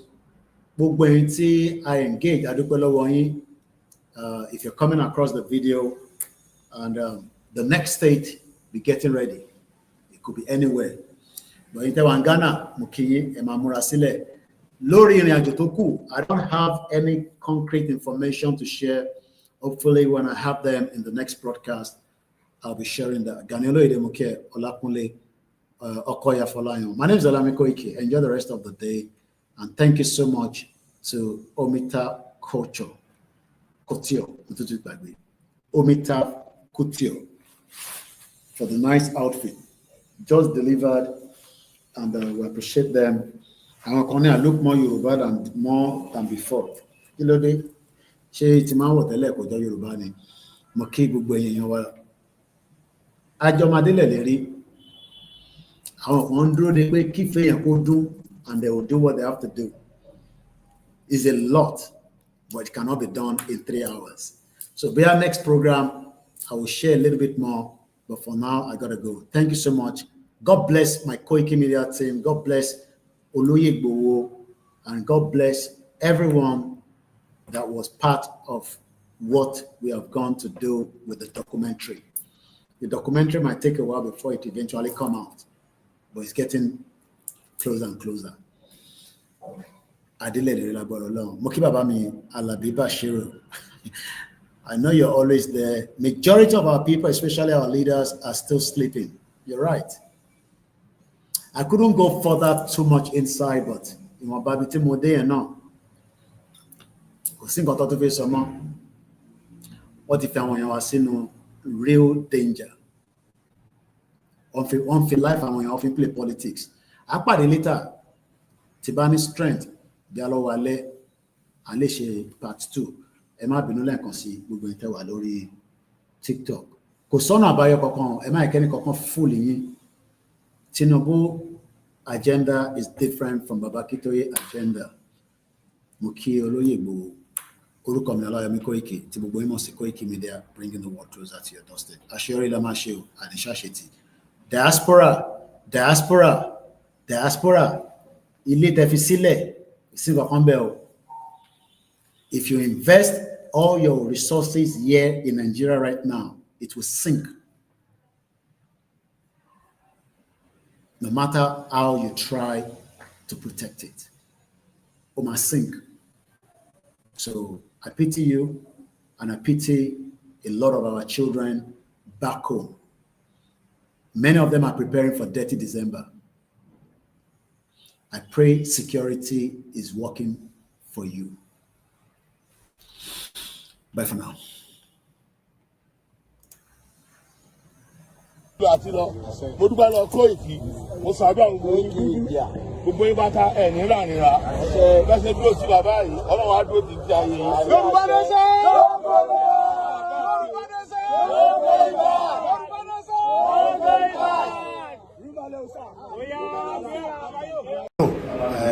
Bámi Olóyè Igboho ṣá Abólẹ̀ Yorùbá ó ṣe pàtàkì. Ó ṣe kókó. Ó wà very very important. Àjọpọ̀ sowọ́pọ̀ gbogbo wa kájọ ṣe. Káṣẹ̀ ní tiwa. Àmín. Ẹ sáré kí gbogbo àwọn tí gbogbo ọmọ Yorùbá gbogbo ayé tẹ̀lé wa lọ sí ìjáde láti lọ sọ́dọ̀ bàbá wa láàfin bàbá wa Kábíyèsí Olúgbọ́n. Ọlọ́run ní jẹ́ kẹ́ ẹ parẹ́. Ilẹ̀ Yorùbá ọdẹ gbé wa àní sàṣetì. Àmín. Mo dúpẹ́ ẹgbẹ́ mi ráyè dúpẹ́ lọ́pọ̀lọpọ̀ èrò pọ̀ ọjọ́ yẹn so gbogbo ẹni tí ń rò pé wọ́n ẹ̀sìpẹ́ pé kí n ráyè kí àwọn tí mi ráyè kí mo bẹ̀yìn lórúkọ Ọlọ́run ẹ má bínú ìbẹ̀yìn ẹ gbogbo ẹni tí ń bínú ẹ má bínú ẹ jẹ́ kájọ fọwọ́sowọ́pọ̀ kájọ bẹ̀ sí jọ sí so látòsù tó ń bẹ̀ lọ́nsìn a máa bẹ̀ sí lọ kí àwọn bàbá wa láti bá wọn sọ̀rọ̀ Abólẹ̀ Yorùbá mo sì fọwọ́sowọ́pọ̀ pẹ̀lú wa kájọ sí security ilẹ̀ Yorùbá àfẹ́rẹ́ ìpàtàkì tó ń ta fi bẹ̀rẹ̀ náà tẹ́lẹ̀ náà nìyẹn Ọlọ́run ní fídíò tiwa ẹ dákun mo bẹ̀ wá ẹ mọ̀jà bínú síra wa ẹ jájọ sí mo bẹ̀ wá ẹ mọ̀jà búra wa pàǹpara wa jà lásìkò yìí ẹ jájọ fọwọ́sowọ́pọ̀ ilẹ̀ Yorùbá ọ̀dẹ̀ gbé gbogbo wa.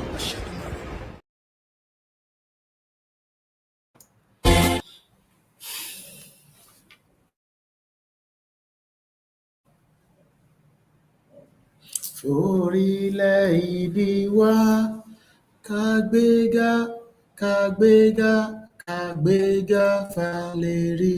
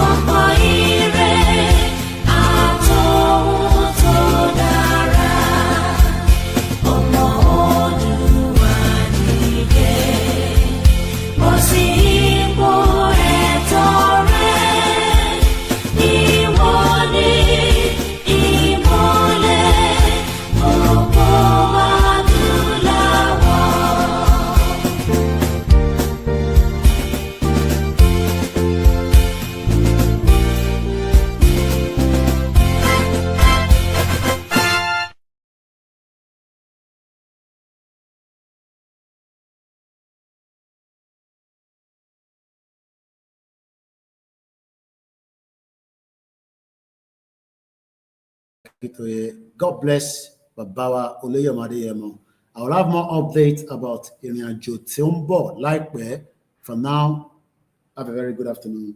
Barika Jimoh fún gbogbo àwọn Muslim and gbogbo àwọn tó ṣe ìṣẹ̀ṣe lọ́wọ́lọ́wọ́. Ọ̀ṣun Òṣogbo Festival, the Koikimedia team are currently right there operating, and we hope to get more feed.